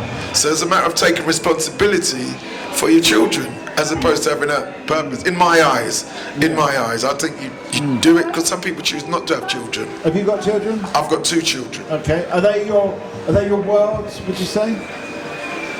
My world. No, do you know what? When you realise that, when you have children, right, your responsibility is help them towards independence. So when they become independent, they have their own world, and you've got your world. Yeah. But the point is, you'll never stop caring for them or loving them. Yeah. Yeah, but they can't be your world They're kind of out on their own at that point. Well, yeah, if they become your world, they can disappoint you as well, Right. and make your world miserable. Right. So, I just think it's a choice. You've got to care and take your responsibility. Okay. That's my thoughts. Okay. Good point there. Have you got children? No. Would you have children? I will, definitely, yeah. Okay. I mean, it's hard to know without the experience of it, but do you think they will be your worlds when you have those children? I'll be back. No. Yeah. No. No, I'm just gonna guide them to live what they want to live to, but not to make them my world. I don't think it's. All right. Children? Yeah, I like them with some fried egg on the side. No, I'm joking. I don't have any children, but I think the closest to having. Margot, come and join us. We're talking about life, basically. This is Talkaoke Pop-Up Talk Show. Yes, come and join us. We have got. Yeah, you can do it. Come on. All right, we're here all afternoon. Margot, back to you. Yeah, no, I think the closest to having a child is having my goddaughter, and just I think kind of thinking about guiding her, or maybe sharing some of the lessons that I've learned, and also the kind of this idea that sometimes things do take a long time, many years before you realize them. I'm 39 now, and I'm only now slowly realizing some things which I didn't know maybe when I was her age and she's 15. So maybe I would like to be able to pass on some of that, so that she can have that knowledge. But passing it on doesn't mean that she'll listen, that she'll be susceptible to listening. So I think it's a kind of fantasy. I'll have a child, I'll have my niece, I'll explain things to her, and then she's going to be like, oh my God, I didn't know, and now I know, I'm a better person. I'm like, yeah, you're a better person. They'll reflect good on me. I think it's a fantasy. I don't think it's a real thing. Yeah, she's just living her own life. Any children, Serena? No. Do you plan to have children? I hope so, if I'm lucky enough one day. Yeah. I think it's just being a parent is a great responsibility, and I think you have to give your unconditional love to your child, because where else are they going to get that, right? Because you can't break that parent-child relationship. Nothing can break that relationship. So it's really important to give your undivided attention, love, and I think respect too. I think sometimes it just goes one way. Yeah. The child to the parent, but it's also parent to the child too, and that trust. Okay, so it's all about trust and respect and all that kind of stuff. We've got a new face to the table, so we've got Serena, we've got Margot, we've got Lucretia, I'm Mikey. What's your name? Jaden. Jaden. This is you've stumbled upon Talkaoke Pop-Up Talk Show. We started talking about health, but then we moved on to like mental health, and then we moved on to like, why are we here? And what is the point of life? For a lot of people, it's about having children or having a family. For some people, there's no purpose to life. So that's where we are right now. We kind of heard, most people around the table want to have kids. We've got no, right now we've got no parents. Earlier on we had Jeanette, for whom her family is everything. So that's where we are right now. Are you planning to have kids? Yeah, when I'm way, way older. Yeah, yeah. How old do you think would be a good age?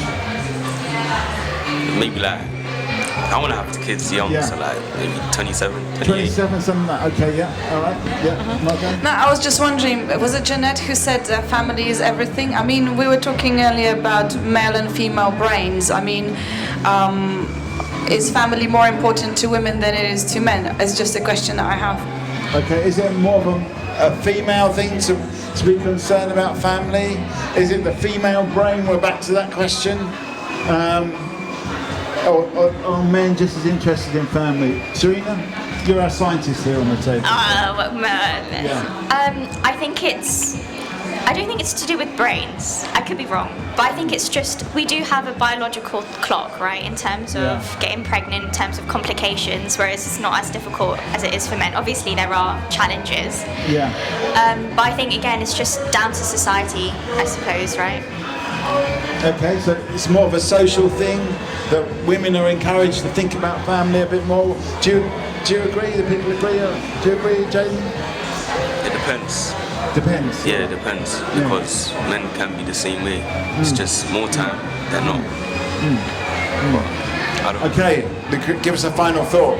Thank you. Give us a final thought before you go. Just stay present. What does that mean? Stay present. Being aware of everything that goes around you. That's literally like being present. And practice meditation. Go for Vipassana. Have you tried Vipassana? What is it? Vipassana is a 10 days of silence. Right. Of like you meditate from 4 a.m. till 9 p.m. Yeah. You don't talk, we don't look into each other's eyes, you don't touch anybody, you You don't don't read. look into people's eyes. No, you're not allowed to. You're only meditating like from 4 a.m. you wake up at 4 a.m. until 9 in the evening. Why is it so early? Why does it happen so early?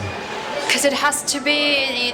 You have to be like your brain has to be in the primal timing. Right. So you wake up in the morning and you meditate, and for like 10 days you don't talk to anyone. Do that. Wow. And everything is gonna change after that. It's gonna be like life before and after Vipassana. Yeah, it's going to Do be that. a big. What's that? That's like a big sort of like back, you know, like. Yeah. Do that, and then everything is gonna change. Do you think that has got an impact on your health as well? 100%, yeah, 100%, like mental health. Jaden, I want to get a final thought from you. Thank you, Lucretia. Let me get a final thought. Would you ever do meditation? Would you not talk to somebody for 10 days? Like nobody at all. Nobody at all. That's what Lucretia. Not even look at them. Nah, I couldn't do that. Yeah. Nah. I mean, I think, Lucretia, who's just left, is pretty far out because she also goes without eating for 21 days as well. Can you believe that? Anyway, but give us a final thought. Because we're talking mostly about health and mental health. What is the secret for you to having good health or good mental health? Just do what you love. Yeah. I mean, I play basketball, so I do that all the time. What did you say? I play basketball. Okay, so and that's what you love, and that's good for your health. Okay, cool. That's what I do. All right, well, thanks very much for that, and do what you love. It's a really good, I think, really good point. So we're talking about health. We're talking about mental health. We're talking about not talking to. You can imagine how hard I would find that, not talking to anyone for 10 days. I mean, it is a challenge, isn't it? Yeah. But not looking at people. I mean, why is looking at people a mark of working on yourself? I'm just curious. Yeah.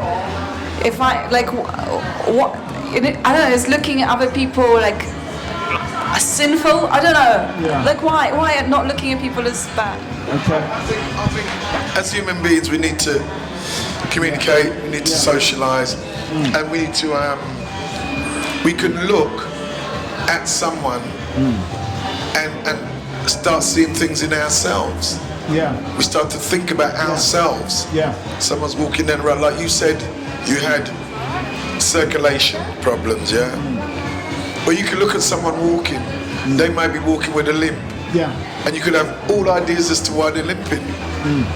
But to find out what's really going on, you have to communicate with them. Yeah. So there is a purpose and there is a benefit of looking at people. People say they love people watching, although they haven't studied any sort of human behaviour.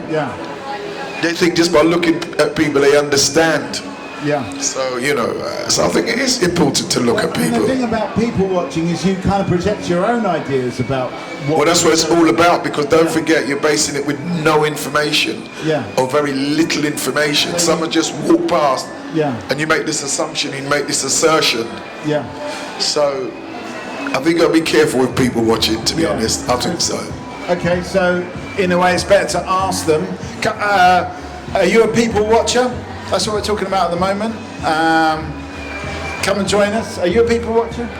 I can be, but I agree with you. Sometimes you have to be a little bit careful. But okay, so if somebody's walking past, I've not asked them why they're having a limp or whatever.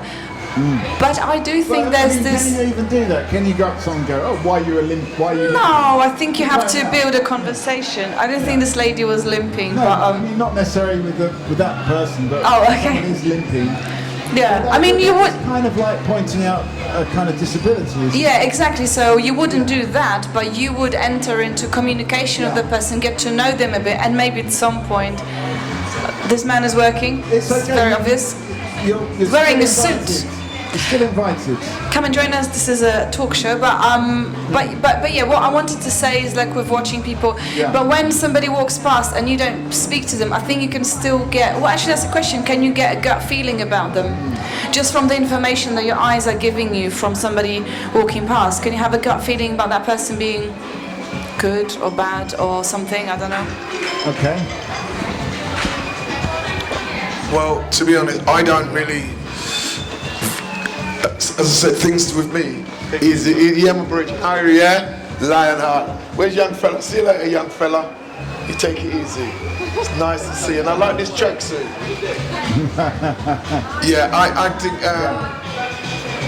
I think you have to have things that are fact-based.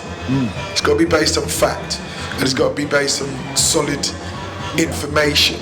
So I say, because someone could look very, they could have a stern, angry look on their face, but they'd be laughing inside. But that's just how they choose to express it externally. So they're very serious, but they like to laugh and they like to joke. So I think you do need information unless you really understand body language. You've got to study it. Yeah, but are you an understander of body language? No, I'm not. As I said, I need to study it. I need to study it. So I'm more into the verbal communication. I mean, for me, I guess the one thing is I can sort of tell if people really want to join. If they want to join, sometimes they're conflicted. But and I've got that from practice of just sitting in this table for like this person. Yes, come and join us. This is Talkaoke Pop-Up Talk Show. We've got Michael and Mikey. You don't have to have a Michael-based name to join this, but tell us your name.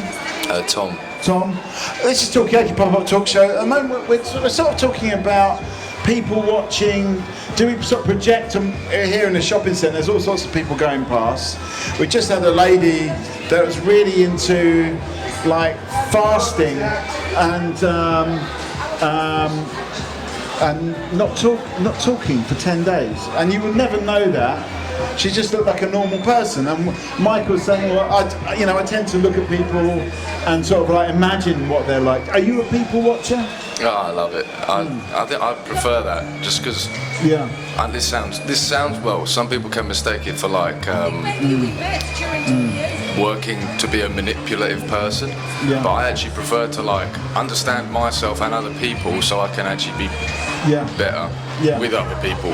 So I love sitting down, just staring at people, working out what they do. I mean, it's interesting because you were saying that sometimes people can also reflect you as well, can't they? That's what you do, because I think, put it this way, unless you're gonna base things on, it's how you see life, So you look at someone, and it's always going to be your interpretation of life. And you might, for instance, say, you might start off just by simply saying, I wouldn't dress like that.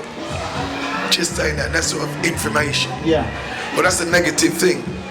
because no one's saying you have to dress like that. You know, so I think again what we were saying earlier on, Tom, in the people watching thing, I think you've got to have a certain amount of information. Otherwise, you might as well just regard it as a light-hearted game, which you say you enjoy. And I think people are looking at it from a light-hearted point of view, and that's why so many people do it. If you was to study it on a serious level, many people will drop out. It takes years and years and years of study. So I think just if you view it as a game, then you'll enjoy it. I think it's lovely. How do you actually study people watching? How do you actually kind of get better at it, or you know, if you're making assumptions? You have to familiarise yourself with the signs. Yeah. Like you might talk to someone and they're inadvertently doing this without even realising certain things that they're doing. Yeah. So you've got to pick up on every action. Even if when you ask a question, one type of answer the eyes will go to the left, another answer the eyes will go to the right. Right. Without even realising. I mean, what does that mean? Something? The eyes going to the left or right? What's that? I think everything like that is it's all psychology. Right. And my eyes is a decent distance. Yeah. There we go. No, you're good.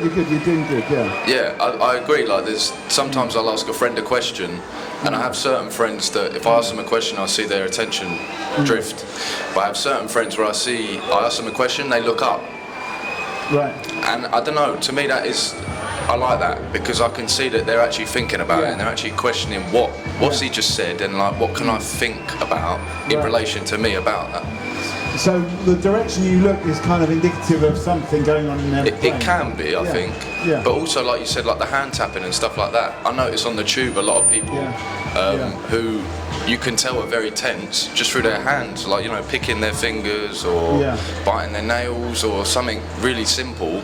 Yeah. But there's actually tension in there, and it's interesting.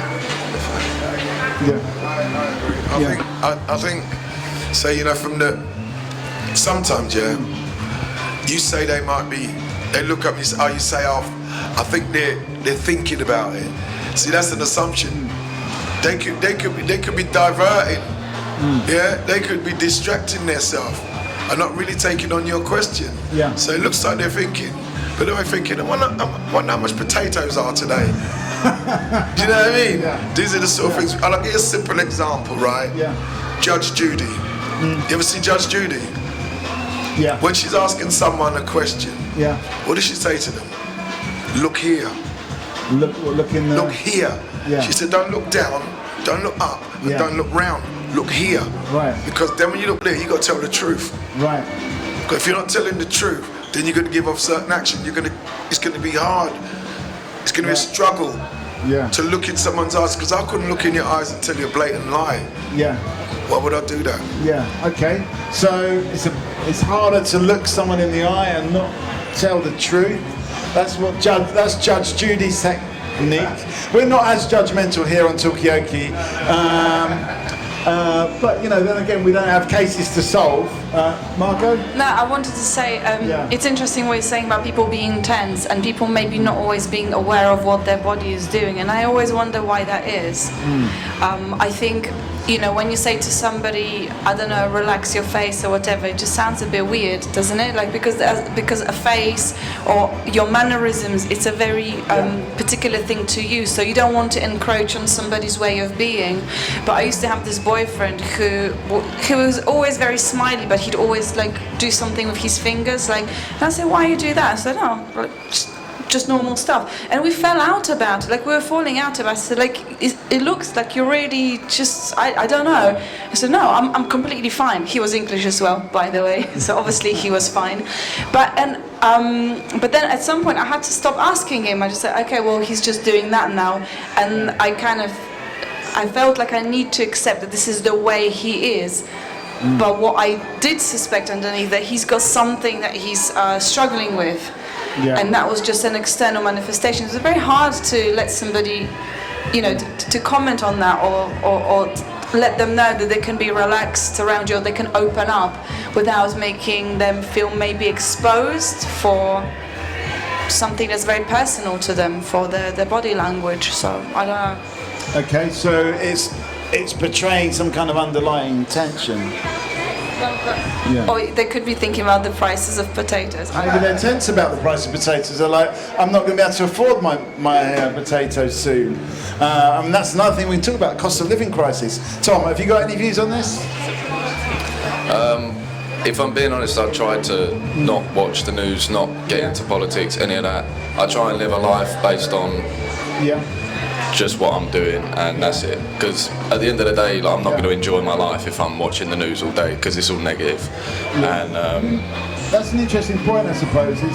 News does tend to be negative, doesn't it? It's not often happy things that you see in the news. yeah, I would much prefer spend that time having a cold shower or going on a walk, or maybe I'm going to sit and just think for 20 minutes. It's interesting you mentioned cold showers, because we were talking about that earlier on. Someone else said, I have a cold shower, and that's what makes me healthy and happy. I've had it for 2 years every day. And at the beginning I was in a very low place, and it definitely made me happy and healthy. Now my body needs more care, so it needs more of that. So I've had to start doing breathing methods or meditation. But overall, every day there is no bad day. It starts at neutral, and it can either go up or stay at neutral, which is better than having super bad, neutral, good, very good. And was the starting point cold showers for you, or was it something else, and then you got into cold showers, then you got into meditation? I think mindfulness. Which then led me to go to cold showers, because it was like the next step, and then the rest. Okay. I mean, this is Talkaoke, so it's kind of up to you where you want to take. There's so many interesting threads. Do we want to talk about the negativity of the news, or the negativity that's presented to us? Do we want to talk about these techniques about living a happy and healthy life? It's kind of up to you. Where do you want to go with this? I wanted to pick up on what Tom was saying, which you see, he doesn't watch the news, read newspapers. I'm exactly the same, because in actual fact, most of it has got nothing to do with you. What's going on has got very little to do with me. In the big outside world, it's got very little. So what you were saying, Tom, about, high levels, and I've got a very similar viewpoint, in as much as I live a day at a time. When I live today, I only live for today. It'll have percentages of good, percentage of bad, percentages of great, it'll have all different percentage. At the end of the day, at the end of that particular day, you'll have to decide if all in all, it was a good day. It's just that the percentage is what makes you feel good.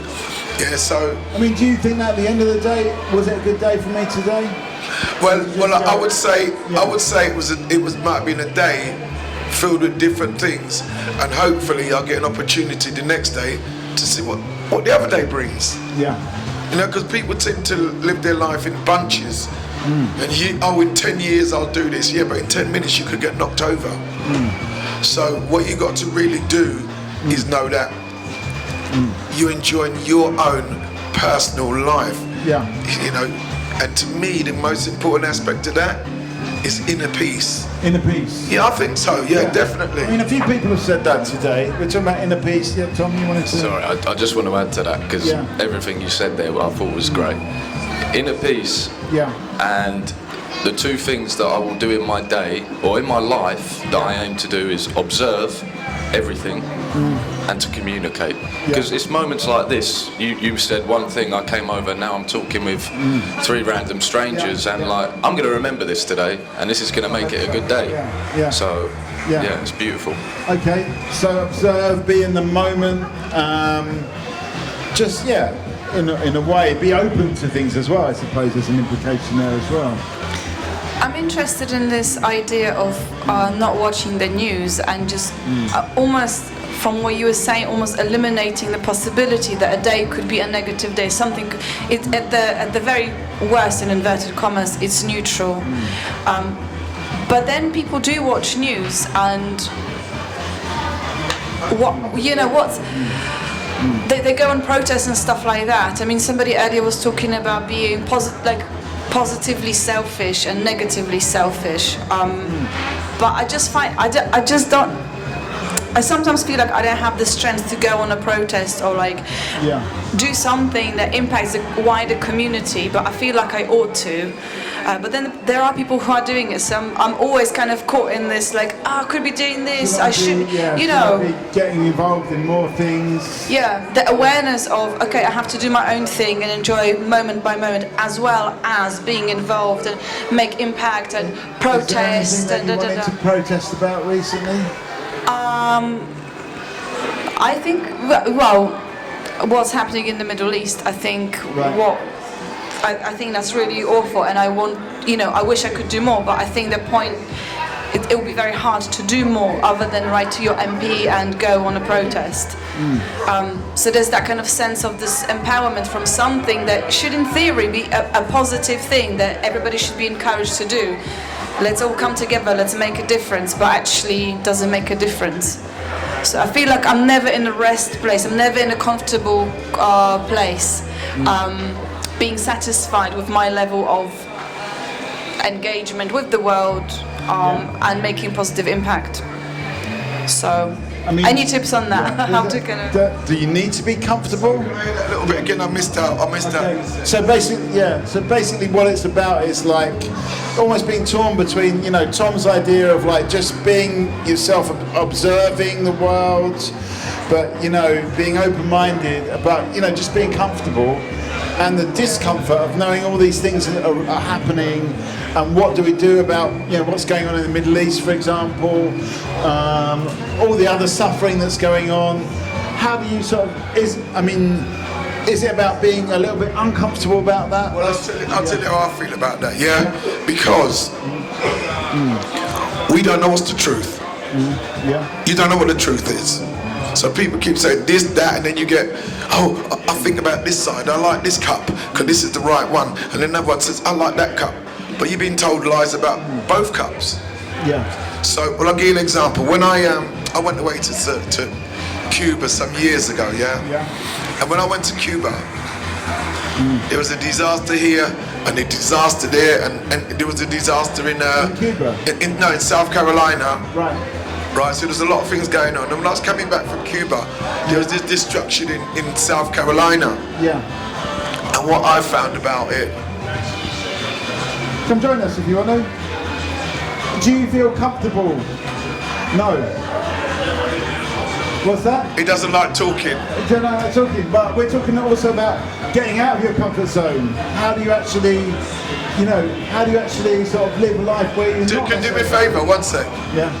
Come here, Chris. Just do me a favour. Just say, folks, I really don't like talking.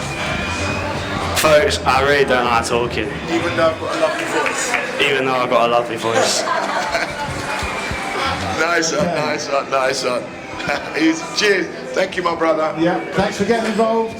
So what happened was when I came back, and I was coming back from Cuba, I had a beautiful holiday with my daughter and my wife, and but when I came back, they were talking about the flooding in South Carolina. And I had to switch off because it was an emotional overload. It's very emotional, and I couldn't do anything about it. So how can we get emotional and you're immobile? You can't do anything. So what's the point? You might as well concern yourself with what really concerns you. It's not that, you know, put it this way. You not caring is not going to make this situation any better or any worse. If you're out there, you're doing stuff, volunteering, that's something different. But just sit down and say, I don't see the purpose of it. Okay, so if you can't do anything about it, in a way it's better not to care, because you're just going to get emotional about something that you can't do anything about, and that could be quite destructive. This reminds me, we recently did an event about AI, and there was anyway, there's like a lot of conversation about it, but they were saying one of the things that I took away from it was just in the course of a conversation that perhaps actually AI or something that can help, well, AI, let's say, can help us almost like pacify our emotions, because the consensus on the table was that if you've got too much emotion, or if you are driven by your emotion, that may cause you acting on the impulse. You may do things that you will regret later because you are, you know, you're following your emotions. So actually maybe like, you know, bringing the emotions to neutral is actually not a bad thing. But, you know, So maybe we shouldn't. Maybe we should just like reduce our emotions somehow. Okay, reduce the emotions. Is it about being completely emotionally neutral? Yeah. I think just managing everything is the key. Like, like for me, personality-wise, from what I've gathered, I'm an ENFP, so I'm extroverted, intuitive, I'm a feeler, and I prospect. And the feeler part captures me off guard because it's the best thing and the worst. A lot of the time, I'll get emotional over something that's like I don't need to get emotional over, or like you say, I'll act impulsively over something. Things that you do need to get emotional about. Yeah, of course. But that then goes back to this: is everyone has their own life and important, bad, sad, good things in their life, and like that's what I should worry about. Yeah. I completely empathise with you, and I also most of the time see these protests and I'm like, shit, should I be doing something? Sorry, shouldn't have said. Should I be saying? Should I be going? Should I be joining? Should I be doing anything? But like at the end of the day, me turning up is going to do nothing, and I'd rather just focus on the bad in my life and try and neutralise that as much as possible. And then, if I have some spare time, I'll put some thought into something else. But at the moment in my life, the key thing is making sure that every day I can keep going at a good level and keep progressing in life. Yeah. That's You said that I don't need to get emotional about things, and there's other times you need to get emotional. Well, I would ask you, what is it that you suggest that you need to get emotional about? Okay. At any point. I'm interested At in that, any but point. Also, what I want to turn a mirror and ask you that same question, Michael, before we hand it over. Yeah. About being emotional. Yeah. Is there anything you need to get emotional about? Would you say? Well, you see, it's not a matter of need, right? Because the need implies it's almost vital. Yeah. Yeah. But no, you don't need it. There's other things that affect you emotionally, or they don't. There's nothing you need to get emotional about because everybody reacts differently to things.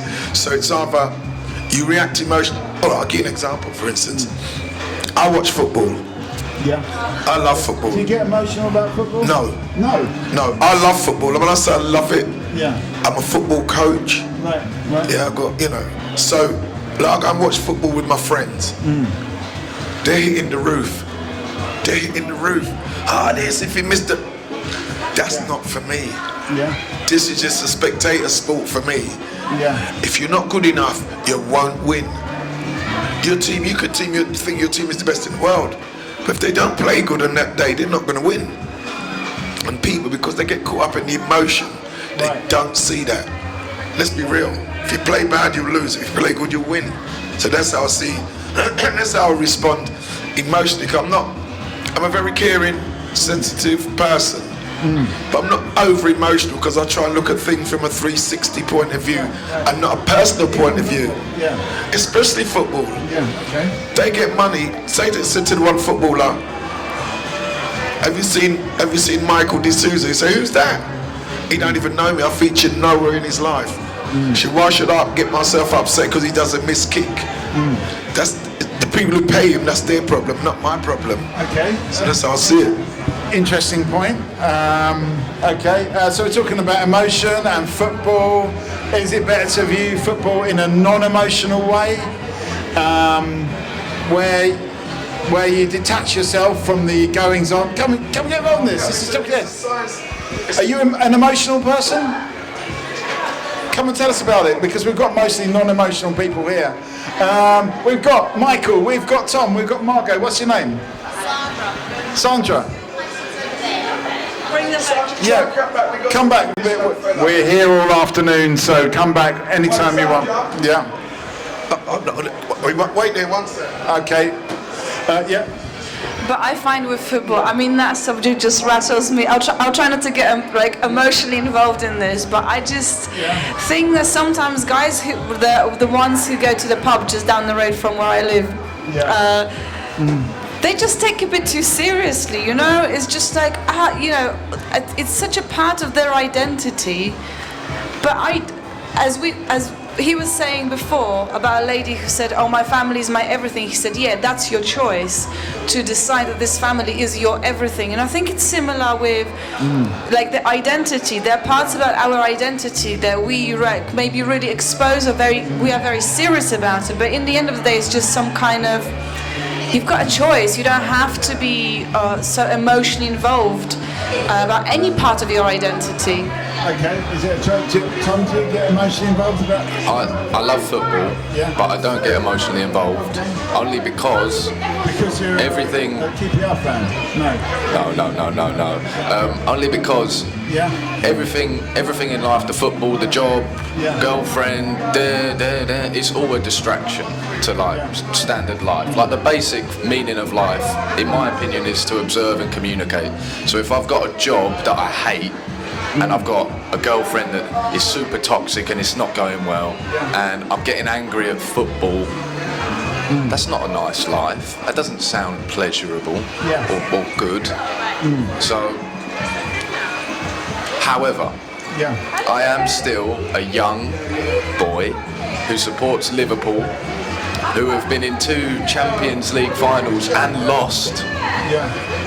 So I have to say I did have to control the emotion, I had to pull it down. Isn't it part of the experience of watching a team like Liverpool that you're going to get emotional? Yeah, definitely. I think so. It makes the highs high and it makes the lows low, but I do understand the point of there's no point in, what we saw after the Euros where people are being beaten up, things are being trashed. That's just too far. Like, relax, take yourself home, have a minute, and then get on with your life.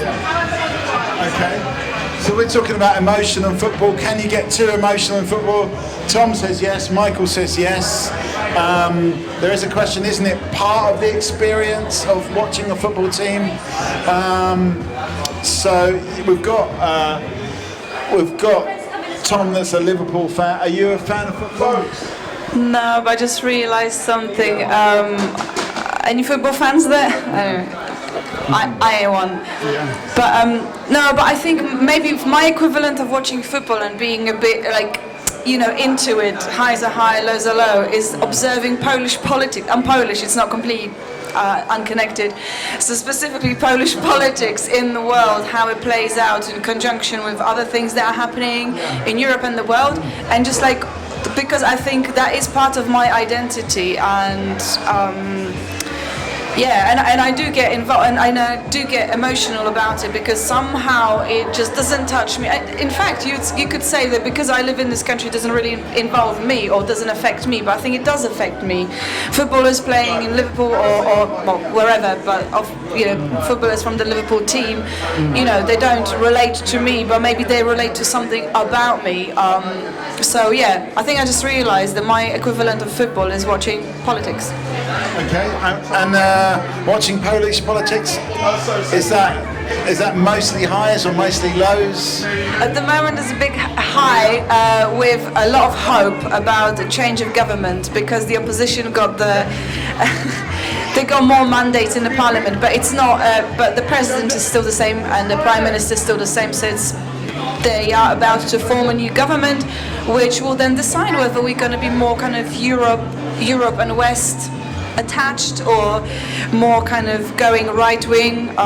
Both things come with their positives and negatives, I suppose. But at the moment it's a hopeful time. Okay, so hopeful moment. What's that? Have I got a lighter? No, I'm not smoking. But come and join us. We're talking about emotions. You get emotional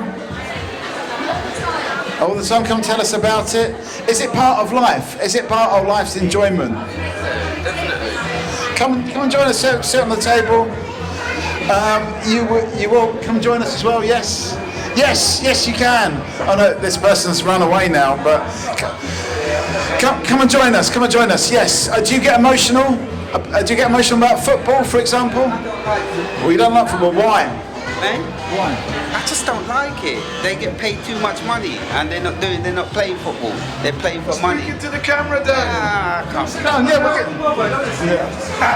Come on, you can do it. You can do it. Okay, so if you don't like football, what I mean, because what do you do? Yeah, what do you do? Are you tired? Are there things in life? Is that your source of high and low emotions, the highest and the lowest emotions? I've got some illnesses going on, arthritis in the spine, in the knee, everywhere, the fingers. I've got loads of issues. I've got diverticulitis disease, everything. Everything going wrong with the body, but I know it's part of my age as well. Yeah, I mean a lot. We were talking earlier on about health, and anyway, we've got Michael, we got Tom, we got Michael. I'm Mikey. What's your name? Anthony. Anthony, we were talking about health a bit earlier on, and some people were saying like health is the most important thing in life. Would you agree with that? I would say, no, I wouldn't say health is. It's how you treat each other. Because nobody don't care about each other again. Everything is me, myself, and I. Me. But I care about people. That's what I care about. A car don't mean nothing to me. Money, nothing. I care about people and how we treat each other. That's what I care about. Okay. So that's in a way more important than health. What other people, what they're doing, people around you.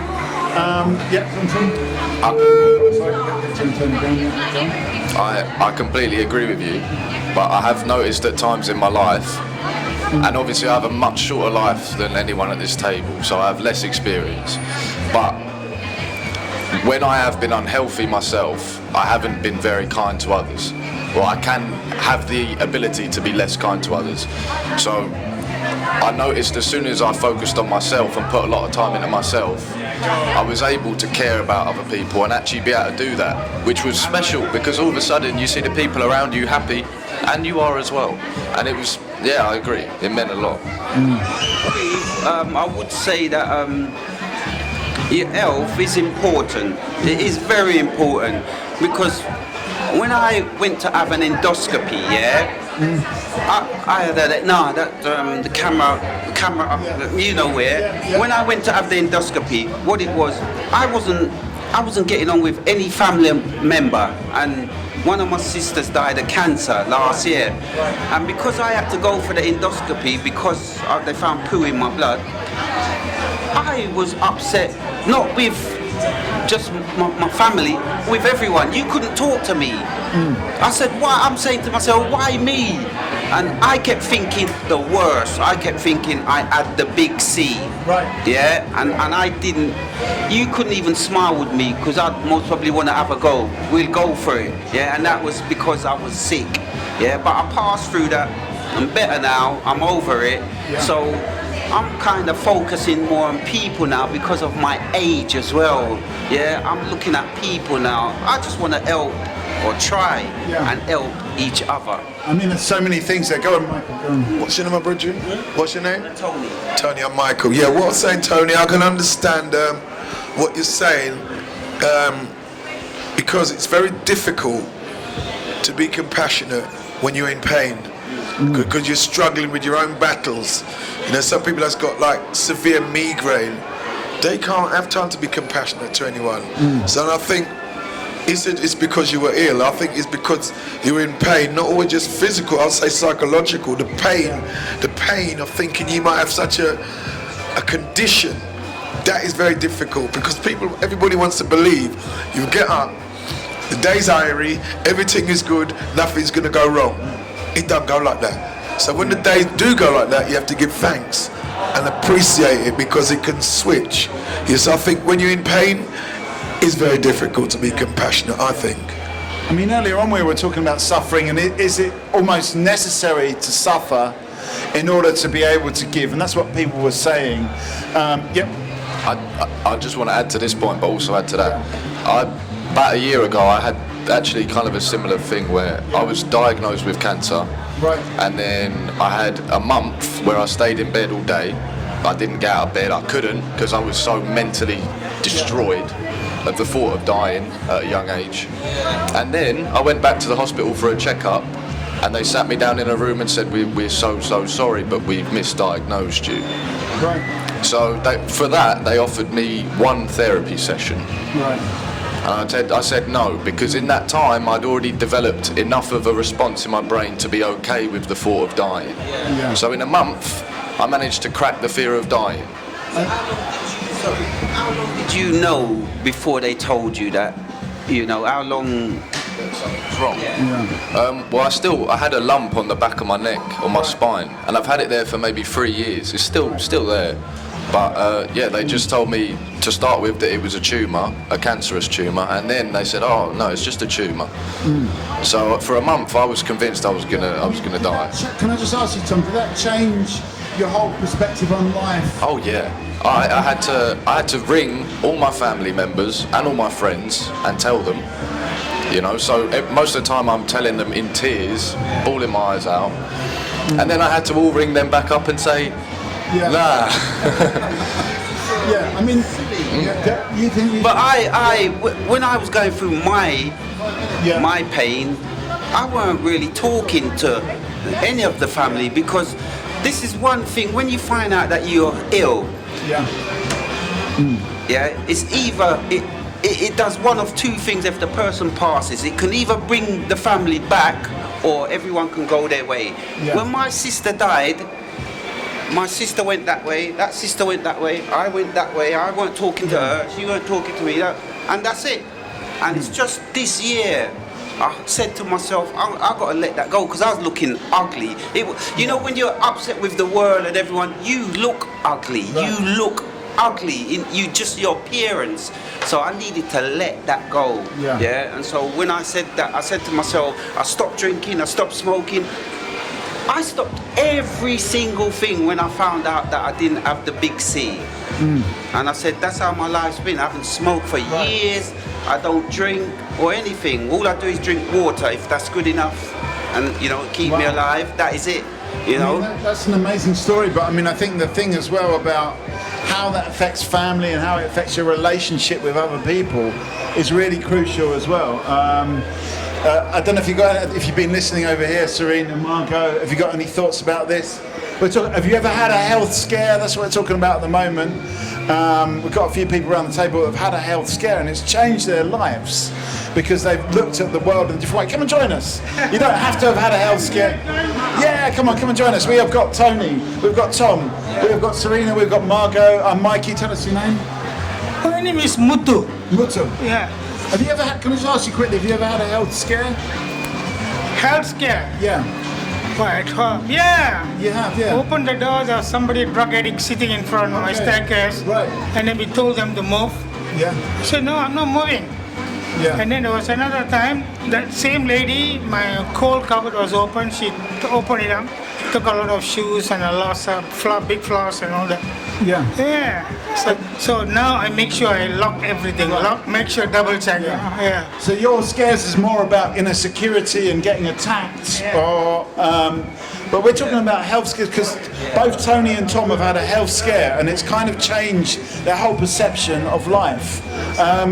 Join the team. Okay. Yes.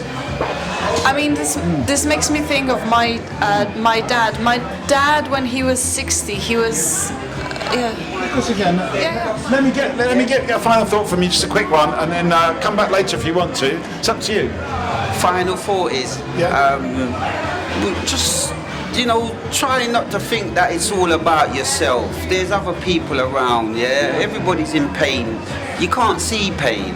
Sometimes on the face, yeah? With my mum, her pain, she shows it on her face. Because I say, Mum, why are you so upset? Why do you look so miserable? I'm in pain. So I knew from my mum, but if you can, try not to take it out on people around you, because a lot of people do care. Yeah, and that's my last thought, and I will pass back as well. Well, thanks so much for sharing your story. It's been a fantastic story. And hopefully we'll see you later on, and we don't know where the conversation's going to go.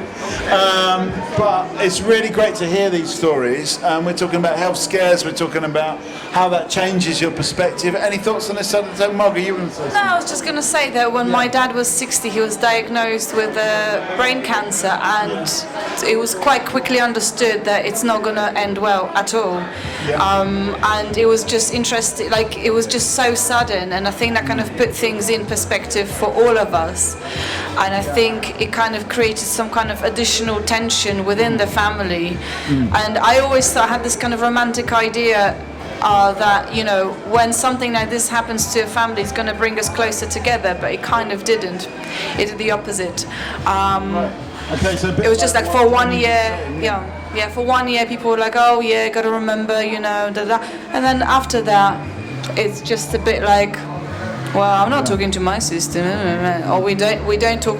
And it's funny because my friend lost his mum this year, and he's really kind of keen to bring his family members together to kind of process the grief together. I'm like, wow, that's very kind of proactive. But I don't think it's possible to orchestrate this kind of, you know, going through grief together or through sadness or a health scare together, come together as a family, because people just deal with it in different ways, and they are at different points on their journey of tackling the subject. So I think you can never, you kind of have to experience it yourself. You can't orchestrate other people to be, I don't know, to feel it because now is the right time kind of thing. They have to feel ready. Okay, so it can, you don't really know where it's going to take you. The health scare can actually be destructive, but it can also, have you ever had a health scare? I think that's maybe not, we don't know.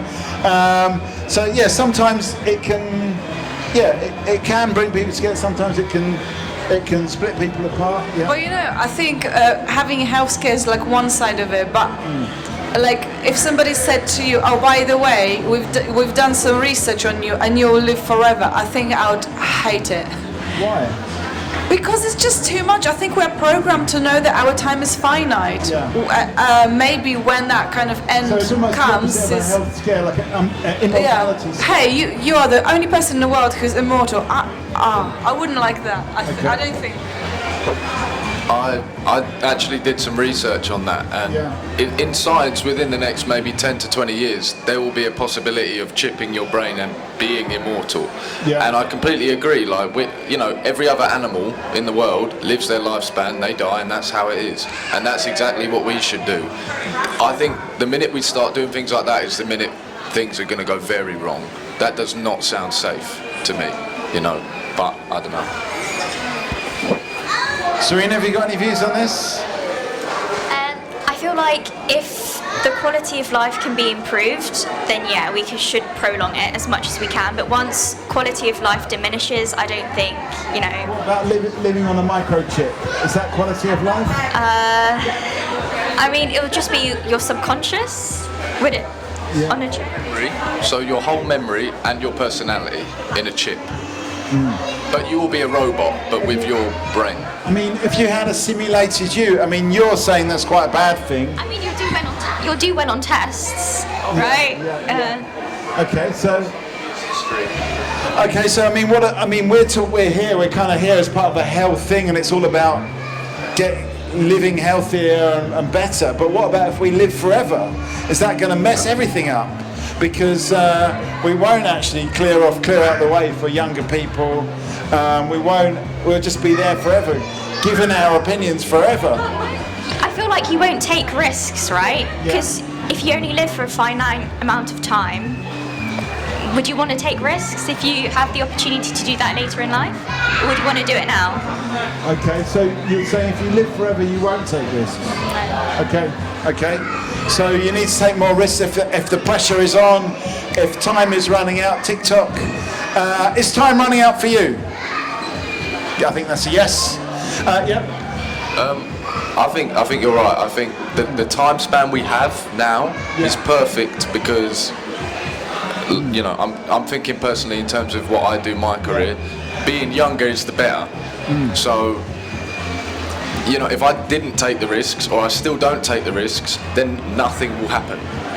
So it's so important. And I think if we were, are you thinking about here? Well, for me, I'm a producer and a DJ. Right. So I have to invest in myself and my career. Otherwise, I don't ever see something back. Yeah. So in 6 days, I'm flying to the Arctic Circle to write an album.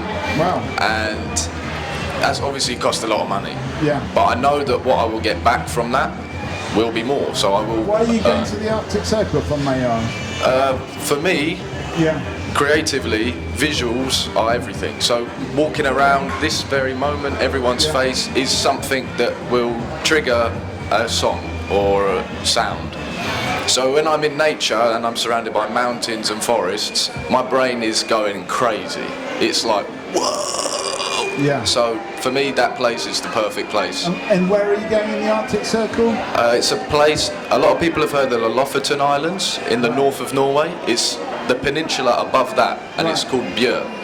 And Bjør. Bjør. Yeah. It's very beautiful. Wow, amazing. Well, I mean, I hope that goes well for you. Come and join us. What's that? Oh. So we're talking about, I guess, taking risks. Do we take risks? Is it about actually that pressure of life that we've only got a certain number of years? Serena, come to you. Even just cherishing moments too. Yeah. And cherishing moments with loved ones, especially. Okay. I'm interested about this trip to. Have you ever been anywhere to get creative inspiration? Have I been? Well, I went. Okay, I'm not comparing, but I went to the north of England and I found that just right. Yeah. To all sorts of places, but actually where I got a lot of inspiration was almost like the opposite of the Arctic Circle. Which is very busy, very kind of rough places. I don't mean like rough is not the right way, but like very urban places where, you know, a city where people are kind of like living.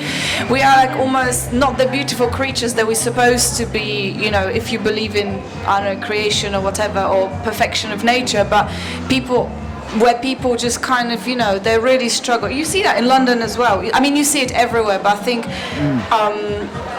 going to places like, I don't know, like for instance Boston and Lincolnshire or something, you know, you see this kind of you see the struggle, and I find that in a strange. Well, I just find that inspiring. I don't think it's strange. From that, or what's that? No, I don't make music. I make performance or I write, but I haven't for a long time. I haven't written much in a long time, and I wonder why that is. Is that because maybe I'm overloaded? Go up north again and. Or really up north to the Arctic Circle. Okay, so in a way we're talking about journeys of creativity as well, and taking risks in order to be creative. Have you ever gone anywhere in order to be creative, Serena?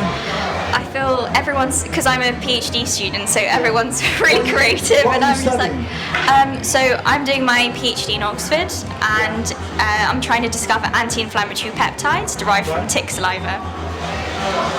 Anti-inflammatory peptides from tick saliva. Okay, and you've travelled to Oxford. Is that a place where there's a lot of ticks?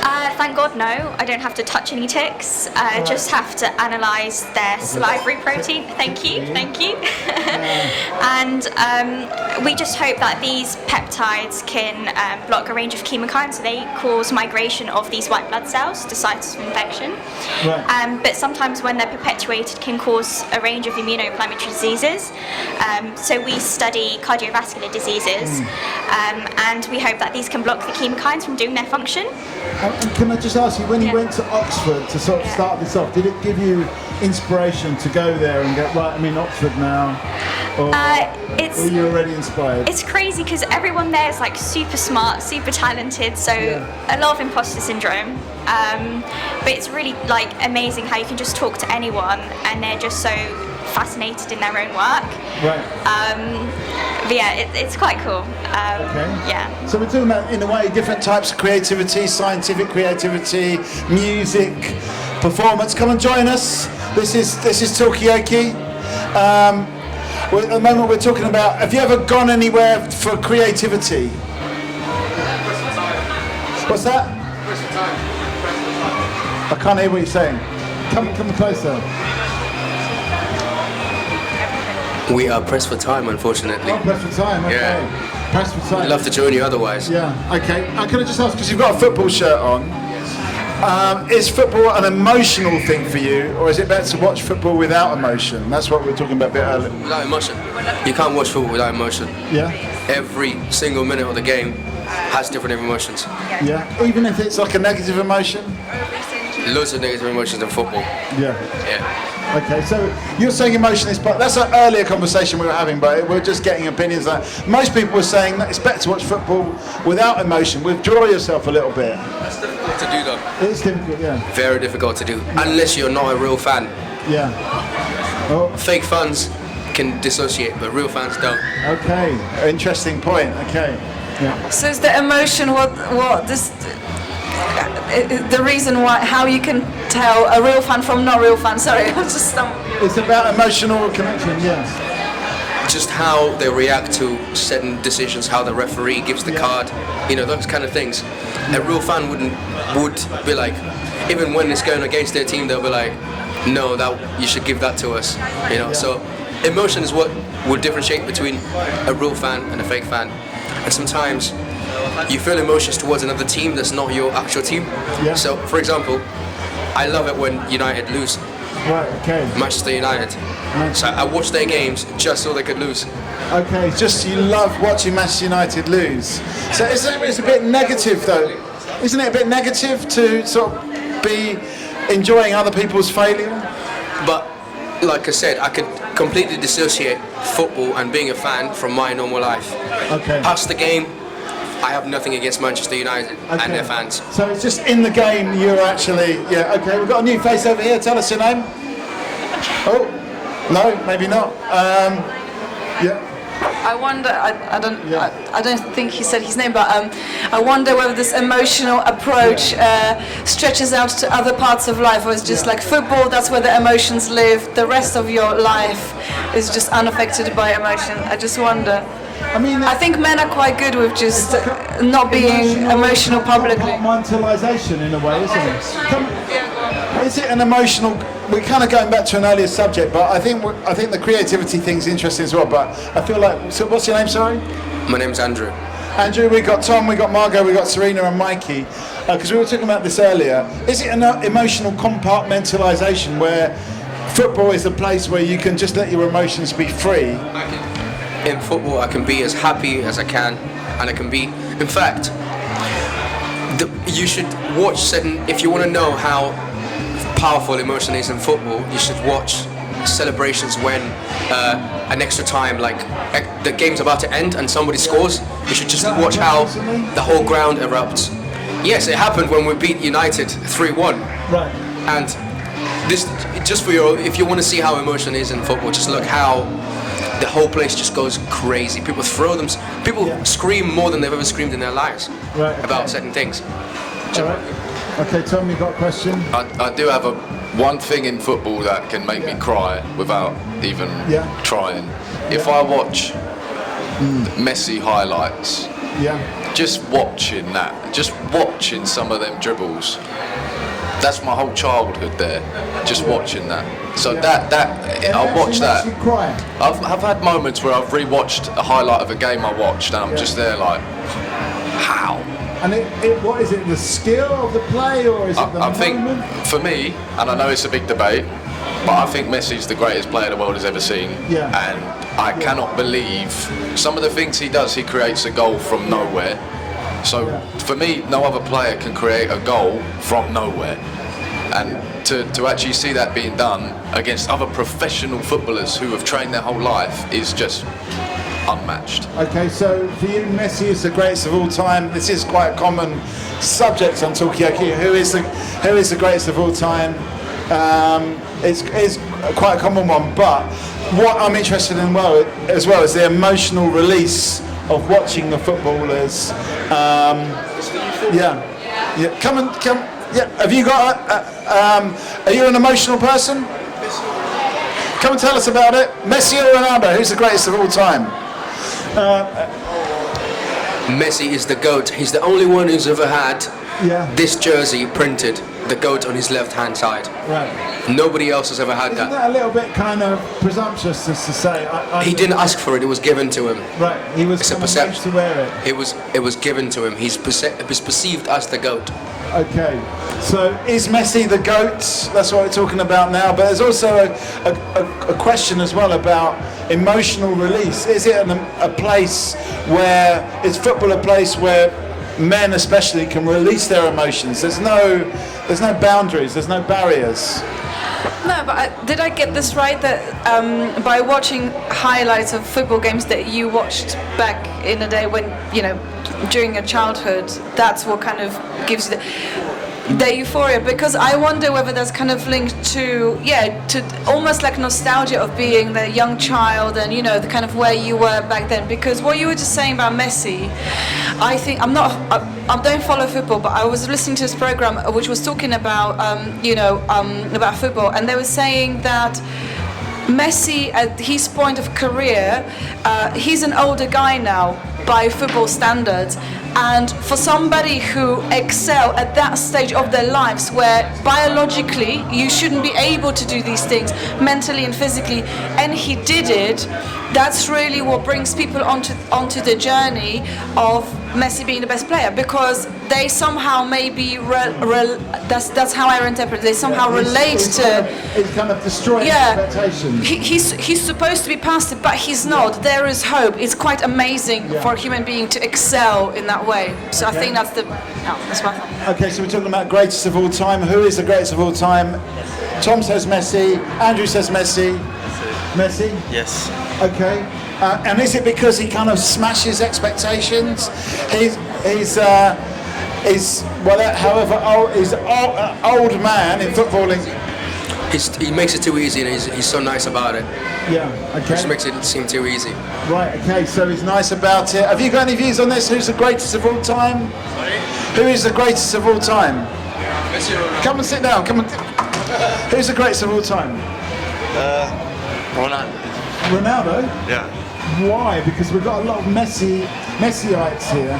Why Ronaldo? Well, from my point of view, I see Ronaldo plays better than Messi. Well, Messi will play as well, but Ronaldo is the greatest of all time. Yeah, so yeah. Okay, is it about the He makes his people like attractive to him.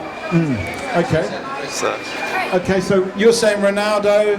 We've got a lot of Messi. Serena, greatest of all time?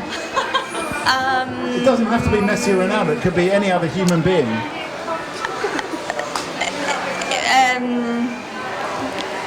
Maybe throwbacks like Diego Maradona. Diego Maradona. Okay. Yes. Interesting point. Okay. Greatest of all time? Boniek, he's a Polish player. I think he scored against England in 72. Yeah. There you go. That's my contribution. And then he became the not the manager of like the Polish Football Association or something like that, because he was so good. But I think the best thing about him was that he scored a goal against the British. Okay. So I'm just gonna. Football only now, or are we going to go outside of football for It doesn't greatest? have to be football, no. Okay. Who's the greatest of all time? So, greatest of all time. Yeah. Hang on. Sorry, Andrew. Just before we go, it's great that you guys added Sam Marcus over there. Right. Marcus Rashford over there? Yeah. What's he got to do with all this? Could he be the greatest of all time? I think he's gone past the time where he can make the mark. He's great. Yeah. But not for all time. Okay. In my opinion, he might be greatest of all time off the streets with the stuff he does with the kids and the free school meals, in that sense. But you know, it depends. It's the football debate or humanitarian debate. Well, I mean, are the two completely? If it's the you can separate them, because the other goats are just seen purely from the football's perspective. Right. But this goat is seen from helping kids. Okay. And doing a lot for Manchester. Okay, so in a way he's the greatest of all time when it comes to helping kids. Okay, thank you. Yeah. Have you got a final thought for us? No, Messi's the best. All right, okay. Okay, Tom, you were going to say something?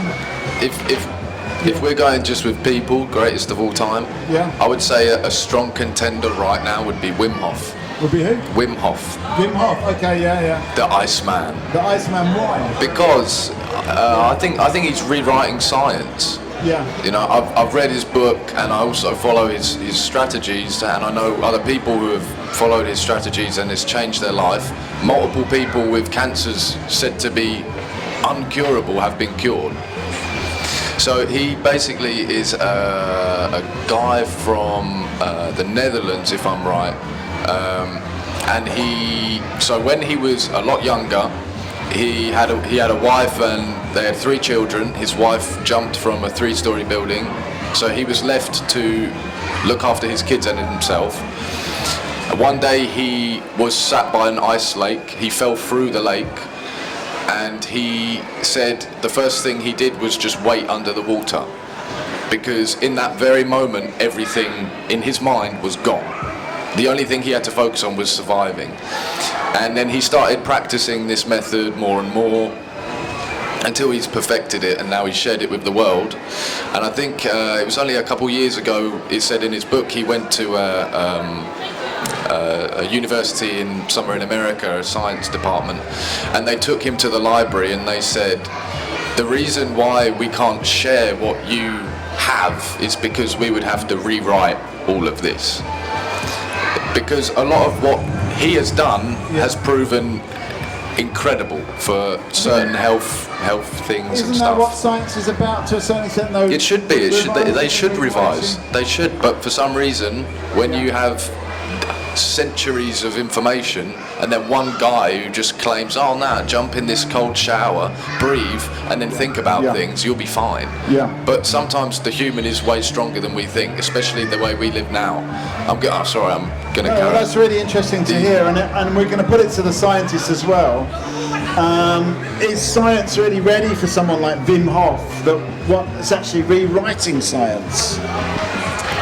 Do you know, have you heard of Wim Hof? No, it's my first time listening. Yeah. But I think science is all about asking questions, and if you're not open to challenges or new interpretation of things, then is it really science, or are we just stuck in our ways?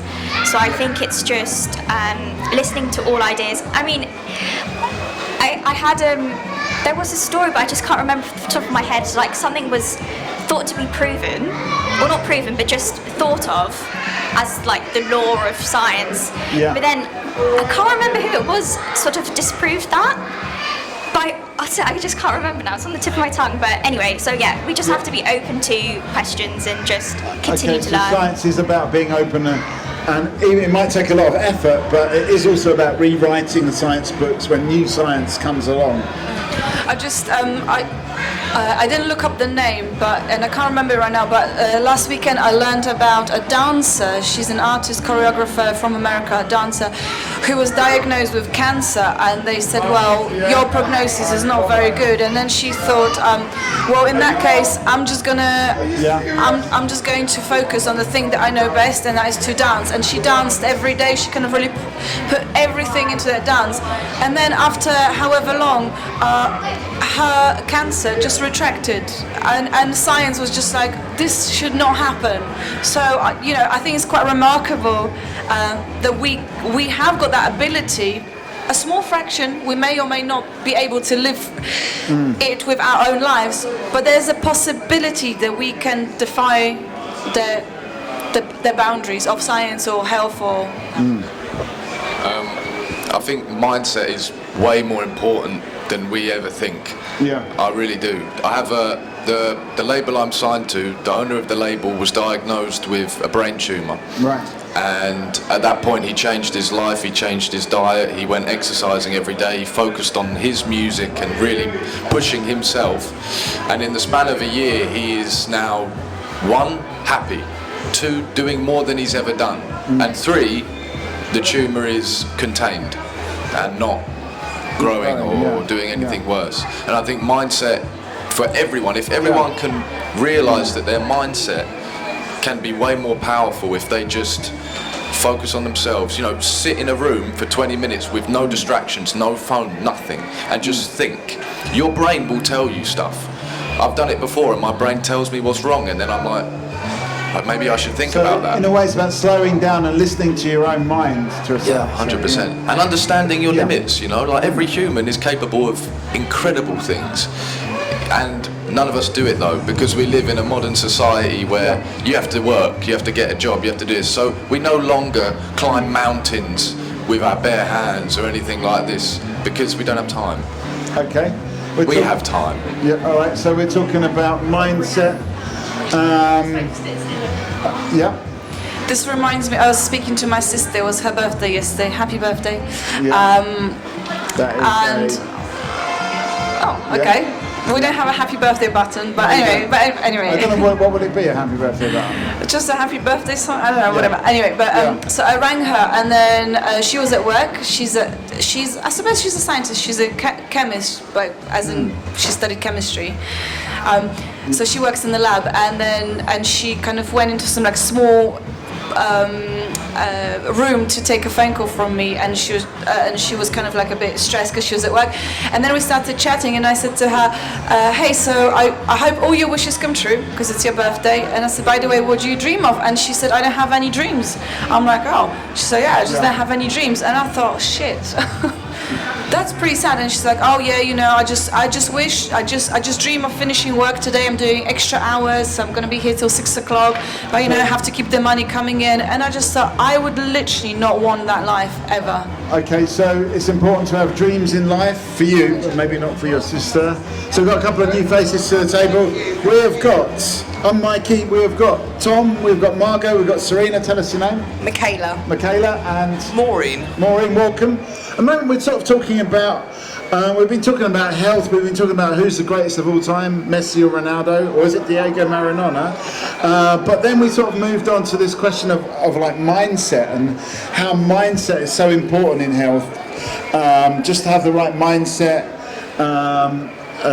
Tom mentioned, not quite your boss, but the boss of his record label, actually got a diagnosis, a cancer diagnosis, which changed his mindset and started working on his own music. We heard from Margot about a dancer, similar story, but actually dancing changed her whole life and changed her whole health perspective as well. And so, yeah, how important is mindset? That's what we're talking about really at the moment. And then Margot mentioned some people, her sister doesn't have dreams. How important is it to have dreams and dreams in life? So that's where we are right now. If you've got anything to add to that, just grab the mic. Michaela or Maureen, or you know, have you got anything to say about this one? Do you have dreams, Michaela? Yes, I have dreams. You've got aspirations. Aspirations, as we all do, but in terms of health, it's definitely important to be positive. I mean, are your aspirations connected to your health in a way? They should be. They should be more aligned. Yeah. If you've got a positive attitude to life, that will help your health in the long term, definitely. Because if you're stressed out, you're worried, you're overworked, that will manifest in your health. Yeah. I mean, what about if you want to achieve something, like for example, Tom's a musician, and I guess you want your music to be heard, but it's tough. Is that going to affect negatively if you're just not getting your aspirations? I suppose it would, but you'd have to find a place where you can have support and kind of rise above any setbacks. Yeah. Especially in the competitive fields as music. Yeah. I think you've got to remember that quitters never win and winners never quit. Right, okay. That's definitely it. All right. Tom? I like that. I like that. I also think, as well as mindset, surrounding yourself with the right people, with the right mindset as well, is so important. And over the last year, that's been kind of my life. Cutting out the people that I realise don't want, I don't give anything to them and they don't give anything to me. Yeah. And maybe they actually give me worse than I give to them.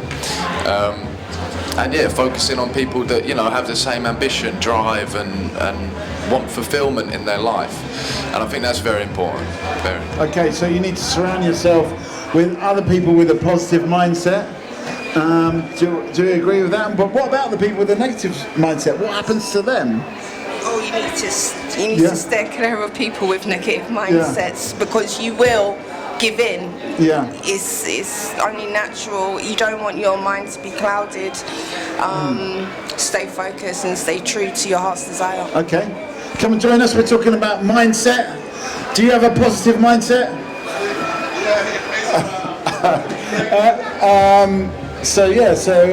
Serena, have you got any views on this? I think it's definitely important to surround yourself with the right people. Because you sort of tend to think about what other people are thinking and sort of talk about too. So you sort of subconsciously take that on board. Okay. I mean, in Oxford, are you surrounded by people with a positive mindset? I would like to think so. I think everyone is just wrapped on their own projects, their own goals. And I think it's important to show support too, not just have your own aspirations in mind, but but you've got to support other people in their give support aspirations as well as receive the support too. Okay, that's a really good point. We've got a couple of new faces here. So we've got Tom, we've got Serena, we have got Michaela, we've got Maureen and Mikey. Tell us your names. Rihanna. And? Brianna. Brianna and Rihanna? Yeah. Okay, well that's going to be easy to remember, but I might get that wrong. What do you think about positive mindsets? Everyone's been saying around the table, not only is it important to have a positive mindset, but surround yourself with other people that have got positive mindsets. Do you agree with that? Do you feel like you've got a positive mindset? I think that I do. Yeah. You should be around people with positive mindsets. What is the secret to having a positive mindset, would you say? I don't know. Okay. Brianna, any views on this? I think having a positive mindset is really, really good because if you're surrounded by a positive mindset, it doesn't really matter who you're around with because you know that you're positive and you have trust in yourself. In a way, you're stronger than everyone else. Yeah. And, so there's a sense of strength there. But there's still a question about how do you get a positive mindset? What about if the people that you're around just by chance are not positive? What do you do then? I mean, for you, Brianna, you're saying you're just strong enough to actually deal with that, but is that always the case? Tom? I was just going back to your how do you get a positive mindset? Yeah. And I think the most important thing is actually sitting back and understanding, why do I do this thing? Yeah. Okay, it's from that trauma there. All right. Yeah. Okay, So it's about looking at your own behaviour, looking at your own feelings. Yeah, 100%. Yeah. Because I don't think you can really understand you, let alone other people, unless you actually dig into your own darkness. Okay, so it's about digging into your own darkness. I'm going to hit the darkness button. It's about digging into your own darkness and understanding why sometimes you are, why you're behaving in a particular way. Do people agree with that? You're nodding, Michaela? No, I definitely agree with that. It's about self-reflection. Not always passing on the blame, but looking in the mirror and just working on yourself. I mean, do we have a time and a space for self-reflection? No, you have to make it. Yeah. You've got to make that time. Okay, you agreeing as well? Most definitely, Maureen? You've got to make time to just check in on yourself. Am I where I'm supposed to be right now? How does that work? Well, I mean, go through the process. Is it something you do? I meditate. You meditate? Yeah, and sometimes it's only through meditation you can really realise how busy your mind really is, and how important it is to take time out and be by yourself and just check, what you're doing, check your life. I mean, I have to say, today we've been talking sort of roughly around health and stuff like that. There's just so many people that actually meditate. It's been almost like the majority of people around this table today have been saying this kind of thing. I'm surprised, we don't normally get this. Maybe it's something about Westfields, Shepherd's Bush, I don't know. Are you meditators? Have you ever meditated? No. Do you know how to meditate? Yeah. You do? How did you find out? Through social media. Okay, so social media taught you how to meditate. Do you meditate, Serena? I don't, and maybe I should, because sometimes at night I've just got all these thoughts running around, and sometimes it is difficult to just go to sleep. So you've got too many thoughts and they're keeping you awake. Yeah. I want a final thought from the both of you before you go. Where should we take this conversation as well? We're talking about meditation, about finding that space, checking in with yourself. What are you asking? Oh, wait, just give us a final thought. What are you thinking right now? Although Serena's talking about all the thoughts, you know, running around in people's heads. What thoughts are jumping around in your heads? Eat healthy habits, basically. Improving and building healthy habits. Okay, that's a good one. Okay. Maureen? Just having a positive mindset, a positive attitude to life, being grateful, thankful. Thankful, okay. Well, that's something we haven't talked about yet. What do you mean, sorry, just before you go, what do you mean by being grateful and thankful? Thankful for what? I mean, I'm thankful for you to come and sit down and talk to me, but... Just thankful for life. Yeah. Be thankful that, you know, you woke up to the gift, the honour, the privilege of a brand new day. Come on, not a lot of people haven't, you know, I mean, just clean air to breathe, water to drink, a roof over your head. Just be thankful. Thankful for all the basic things as well. Yeah, don't sweat the small things. Okay, don't sweat the small things. I'm going to hit you with a round of applause. Thanks. Okay, so where are we going to go with this? Being thankful, that's a new one. And are we thankful enough? I've just got an experience of that. Yeah. I had a day not too long ago where it's just started getting cold, and I managed to lock myself out my house with just pyjamas on and a pair of sliders. And I didn't have my key, didn't have my phone, didn't have my wallet. And I was like, okay, what have I got? Today's written off, so what am I going to do? Yeah. So I just went and walked around London the whole day and basically lived a life. In your pyjamas? Yeah, and sliders. And just lived the life of like a homeless guy. Yeah. But how did you eventually get back into your house? Luckily my housemates were coming home that night. Right. So at 9 o'clock I got back in. Right. So 12 hours. Wow. Just chilling around. And it was one of the best days I ever had. Right. Because all I could do was sit and just take in the moment. So I sat around nearly every park in London and just chilled. Did it give you inspiration for music? Because you were saying how different experiences influence your music. Definitely. I think that created, that manifested a few tunes, for sure. It was just a different experience to a standard day in the life. Yeah, so you're actually pushing the boundaries, doing something different. Has that ever happened to you? Have you ever wandered around the city in your pyjamas? No? No? Not exactly, no. Have you ever had something similar happen to you? Have you ever been locked out of your house? Yeah, I have actually. Yeah? But luckily my mum wasn't far, so I just got the Okay, key so it from wasn't her. that long you had to wait. What did you do while you were waiting? I just went to her and then got my key back. Okay, so you had a very deliberate thing to do. Okay, Margot? I got locked out of my house, which I shared with my flatmates. None of them were in. And the stupid thing was, my flatmate, she organized for some people to bring the kittens for adoption. She was looking after them until they get adopted. So anyway. So I was there to receive the kittens. I received the kittens, and the woman who delivered the kittens locked me out. I was like, oh God. I was in pajamas. Were the kittens didn't brush my outside or inside? Kittens were luckily inside, but I mean the little kittens. I mean they've caused some havoc, but obviously I mean so I felt bad for them. And then I went to a hospital where my flatmate worked to get a key off him, and I just felt like this kind of like free electron, just like kind of floating around the world that is otherwise really structured, but you're not part of it. I mean you are, but you for that moment you're not. You are this strange person in pajamas who doesn't care. They're just here to collect the key or whatever. But I think that gives you it gave me an interesting perspective on the world, being slightly on the outside of what everybody else is busying themselves with. I think it can give you a really brilliant experience, actually. Sense of belonging. Like I'm sure, I don't know if you felt that, like the loss of self-belonging, right? Where should I go? What do I do? Especially with no phone or money or whatever. So that was quite interesting. Interestingly, yesterday I was doing a Talkaoke in a youth club in Stratford, and they were talking about how... It wasn't Stratford Westfield, it's near there, but they were talking about exactly the thing about the phone. How long could people go without a phone? And that seemed to be the most kind of crucial thing, is like not being without your phone is like almost like being outside of it's the equivalent of being locked out in a way. Do people agree that you? Yep. I try my best to not look at my phone for as much as I can during the day. Every week where I see the screen time thing, I'm like, please say it's gone down. But I find it really difficult because it's, you know,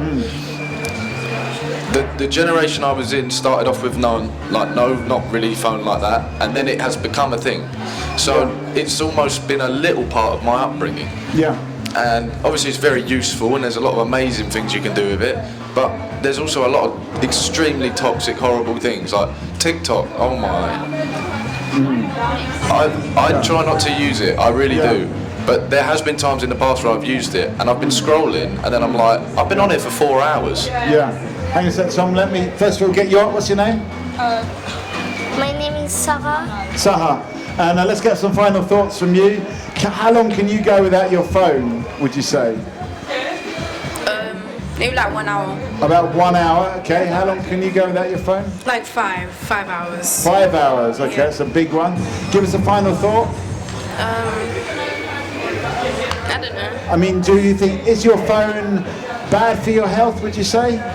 Yeah, it is bad for your health, but nowadays you need your phone to like get Okay. You need it for your social life, but it's bad for your health, okay? Yeah. What do you say? I think it's bad. Oh gosh, my voice. I think it's bad for your health, but in the society that we live in, we can't live without our phones. You just literally can't be without a phone in this society. Okay, that's a really good point. Thanks for joining us, Rihanna and Brianna. I'll give you a round of applause. So we're talking about Saha. Have you got a phone? Yes. How often do you use your phone? Every day? Excuse me, he doesn't speak English. Okay, what? It's French. French. Okay, so I don't know. What do you call it? Le téléphone. Le téléphone. Yeah, you're doing French, aren't I'm you? doing French. Yeah. Okay, maybe you could translate. How? No. Yeah. Si. Yeah, come on, yes, we're going to give you a round of applause. We're going to get a translation here. Okay, so just ask the question, how long do you go with that? I come for the holiday. Okay. Yes. Yeah. And I love London. London is beautiful.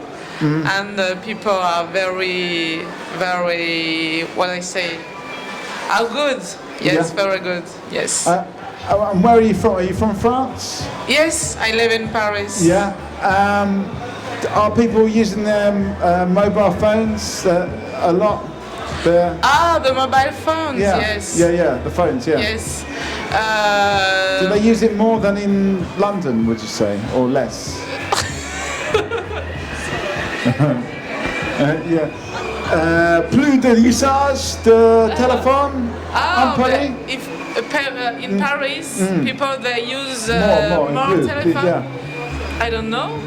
I don't know. Maybe yes. Yeah. Maybe And yes. is it too much? Here. Or in here Paris. or there? Here or there? No, I think in Paris it's too much. Yeah. They use telephone. They use a lot of telephone. Beaucoup de téléphone. Beaucoup de téléphone. Beaucoup. But here Yeah. people are more sympathetic. No. Yeah. Sympathetic. It's Sympathetic. Yeah, yes. nice. They're more sympathetic and they speak with people. Yeah. They like a relation. Mm-hmm. Relation, and they don't use a lot of telephone. I think, yes. Okay. Okay, so maybe less use, more use in Paris. Merci beaucoup. Merci. So come and join us. Have you got a telephone? Yeah. How often do you use your phone? Probably like twice a week. Twice a week? Yeah. Is that all? Because we're talking about, are people using their phones too much? Is it good for your health? Is it 4 times a week actually. 4 times a week? Okay. Have you got any opinions on this? I hate phones. You hate phones? Yes. Yeah. Why? Because they stop you doing all the active things you should be doing, like sports, being outside with your friends, playing, and being bored sometimes. Okay, so is the phone bad for health? Is the phone, is it bad for your health? I think no, because when you're like missing your loved ones, you can like talk to them if like on a phone call or WhatsApp. Or So it's good to connect. Yeah, but also the bad thing is that you can't just keep on being on your phone all day, otherwise then you're not going to have any education. So I would say like you should use it like for 2 or 3 or 1 time a week. Okay, you heard it here. 2 or 3, 1 times a week.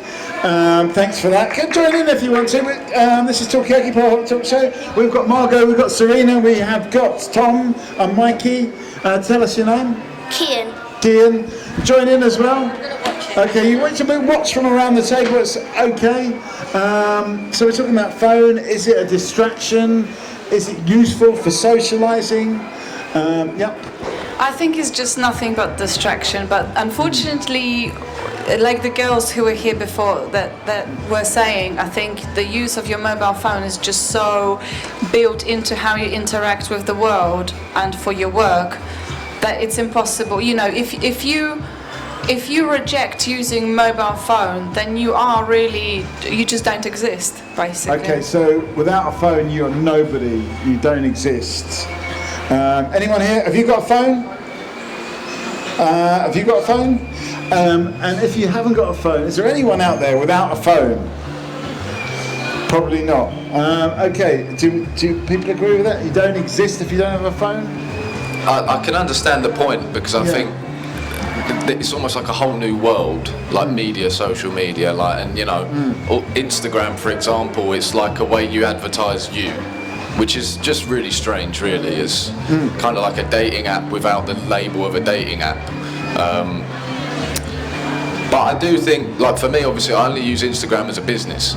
So as a business, it's great. You know, I can see who's looking at my profile, engagement, all those things. But for a normal person to get caught up in the figures of how many people are looking at my profile, how many people are engaged in my stories, it doesn't matter. It shouldn't matter. And I like Kian's method. Yeah. You know, 3 times a week. Yeah. Just ring your loved ones. Yeah. And then you leave it. I like that. Okay. So nice one, Kian. We're talking about phones, yeah. We've got Margot, we've got Michael, we've got Serena, we've got Kian, we've got Tom. We're talking about phones, and are they toxic for society, or if you don't have a phone, does it mean you're nobody at all? Kian, go. Okay. I can say, go, Kian. So I think that it's okay to have a phone like once in a little bit, because if you want to sell things, or if you want to sell things on your phone, then you can make money from it. Okay. Okay, so it's also you can make a bit of cash on your phone. You can sell things. You're selling your music. Have you got a phone? Have you got a phone? And how important is the phone? That's what we're talking about here. Is it bad for your health? Is it good for you? That's what we're talking about. Michael, you were going to say something. What I was going to say, I wrote a little poem about a phone, yeah. And I'll see if I can remember it. Yeah. Goes, my phone, I can't leave it alone. I treat it like a dog with a bone. I like to really text and ting. I really love to text and ting just to hear my phone ping ping. Samsung, iPhone, I love the lot. Even when my phone gets hot. I find life a complete bore if I can't get to visit the Dread App store. I've never felt this way in my life. Maybe it's because I'm only 5. Okay. Okay, so are you off, Kian? Give us a final thought. I think that you should be using your phone 3 times a week, and I think it's good for you as well. And you can sell things on there, and you can make money from it. Okay. So if you buy your phone for £1,000 or £600, if you have any clothes that don't fit you or nobody wants, you could sell them online and see how many takers there are, and you can sell them for the most money that you can get. Okay, so you're actually planning to make money on your phone as well. Thank you. Thanks for joining us. Okay, interesting points here. Budding businessman. Yeah, definitely. But I wonder what Kian will be selling on his phone in the years to come. I have no idea what he would be selling, but I think, I find like people giving iPads or like phones to the children, I think it's just kind of gone a little bit ridiculous. I mean, again, I don't have children, so it's hard to know what I would do in those situations, but it's almost like that's kind of speaking back to this point how important phones are in our lives, and as it maybe kind of like child rearing what's the word? Rearing method as well, or maybe a way of giving yourself a break, give your child an iPad. We just said about how much people need some time for themselves. Maybe parents don't get time for themselves. Yeah, and I think the phone or an iPad can be really useful. I was on a train the other day, and then a mum gave, mum or dad, I shouldn't see, gave child an iPad, and it was this really annoying American accent, like really loud, really upbeat, explaining to the child different sounds the animals make. And I think the child had to like press the button and then just somehow match the sounds to the thing. And the whole train was listening to it, and at first I was like, I can't stand it, and I thought, well, this child is learning, it's not its fault that it's learning like this. And did anyone join in and do a few like animal sounds? No, I joined in at the end, just to myself, or just because you couldn't get away from it, but I just kind of thought to myself, well, this is how we learn about the world now. You don't go out, you don't have the possibility maybe to easily go to a countryside, here's a horse, this is what it sounds like. You just have to do it on an iPad, and animals have American accents apparently now. So. Okay, I mean, can you moo in an American accent? That's what we've come to here on Talkaoke. As we say in Talkaoke, there's always a better question to ask, and that is our question: can you moo in an American accent? Come and join us. Yes.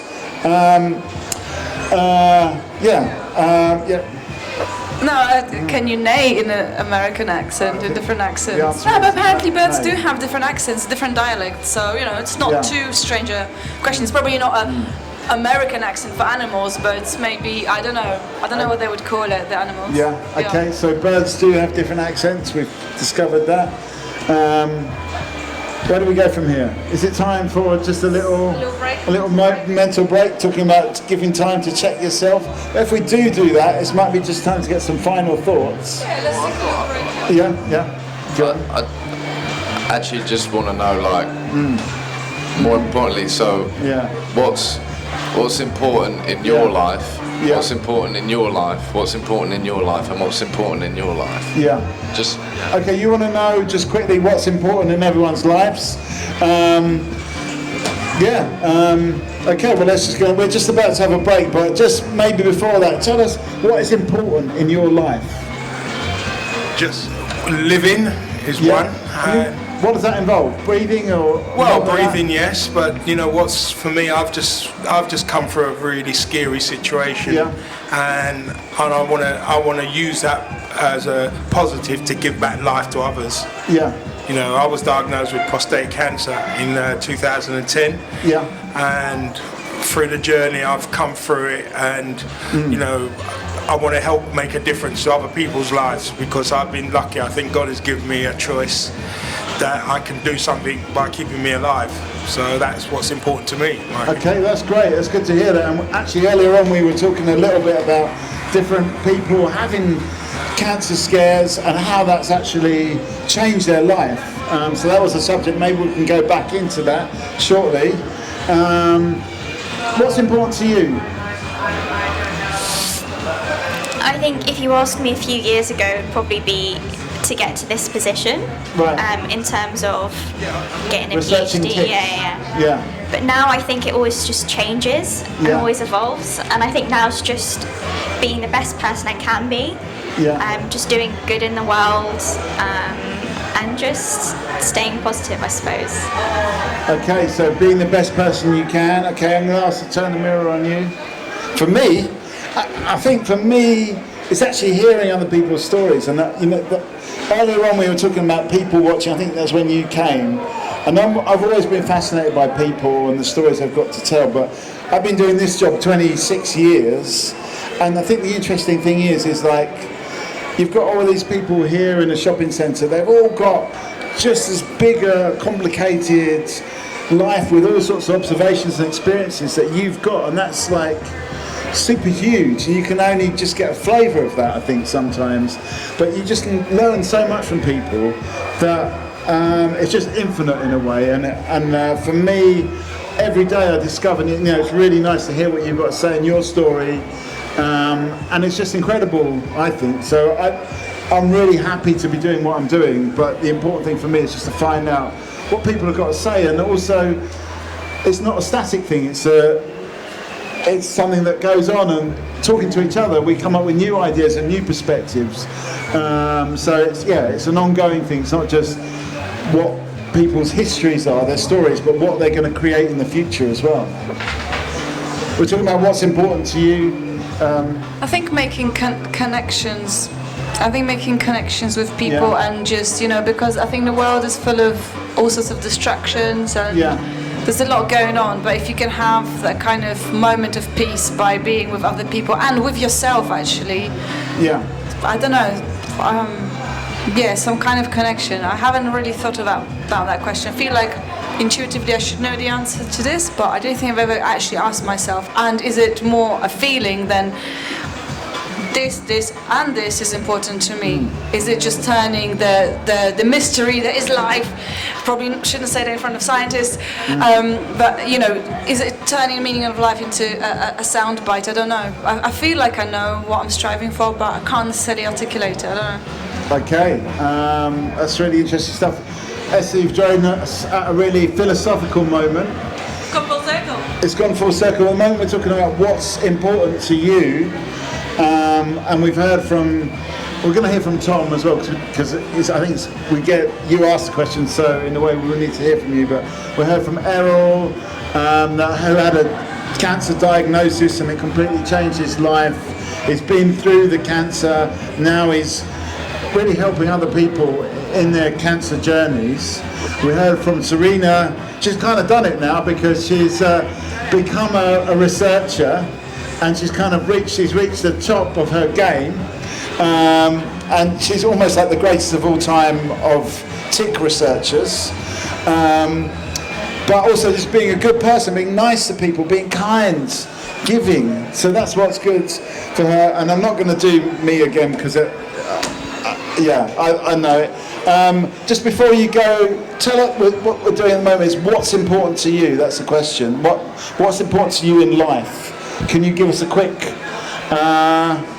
go on that one, Brianna? God's important to me. God? Yeah. Can you explain that a little bit more?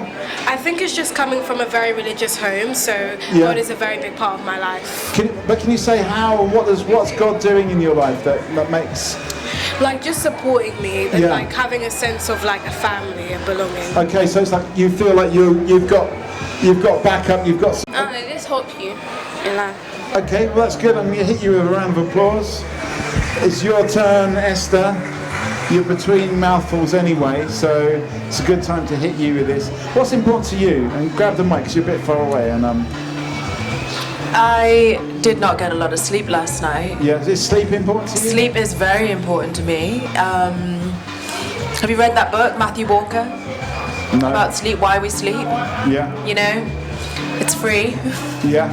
I guess actually in this day and age, what's important to me is doing like joyful anti-capitalist things, you know? Right. Sleep, sex, dancing, singing. Yeah. Not shopping. Right. Okay. Looking after the trees. Yeah. Studying, reading. Okay, so but protests. They're anti-capitalist. So it's like against so not shopping is basically part of it. I mean, we are here. Are you a shopper? Come and join us. What's important to you in life? That's what we're talking about at the moment. Resting. Is resting important? Okay. Cool. Okay. I think Esther was saying I need more sleep, but possibly more rest as well. Tom, what's important to you? Come and join us and you can rest on the table. I promise I won't ask you any questions. Go on.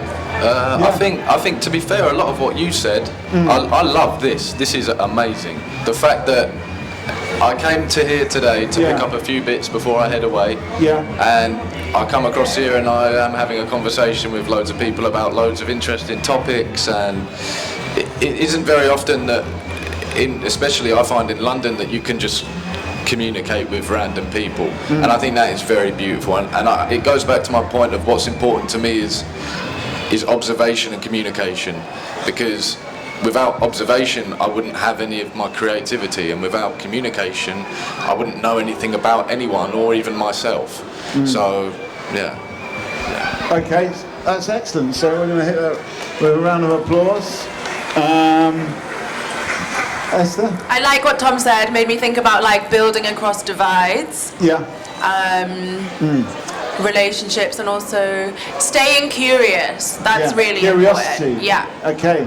Well, I mean, this person over here is definitely curious, and that's an important thing in life. It appears.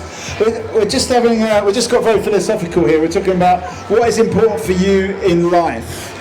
I know it's like a big one, but we've had a lot so far. We've had like doing things against capitalism and consumerism, and not shopping, joyful things, study. I'm not going to go through the list that you, but just fun things, joyful things. Protest, all those kind of things. And for Tom, it's about observing, understanding, stopping and talking to people.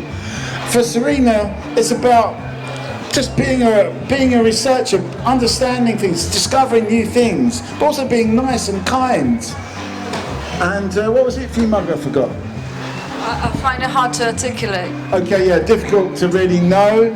So have you got any thoughts on this? I know so you've come in, we're just kind of winding up, but have you got any thoughts on this? I'd second the working against capitalism. Yeah? Yeah.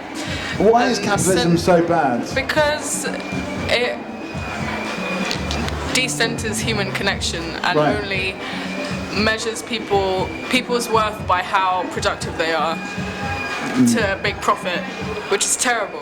Okay. We're not on this world to make money. So in a way we're valuing people in the wrong way. Yeah, we're not valuing people by how much care they've given other people, or how much love they give around. That's not. Yeah. Or like how much creativity they can spread. Okay, so we should be valuing people for care, love, and creativity, and we can't do that in a capitalist system. I don't know what other people think about them. Kind of connected to what this space is. Yeah. Like Westfields is a massive corporation of capitalism. It's a cesspit. It's everywhere. It kind of makes me feel a bit ill.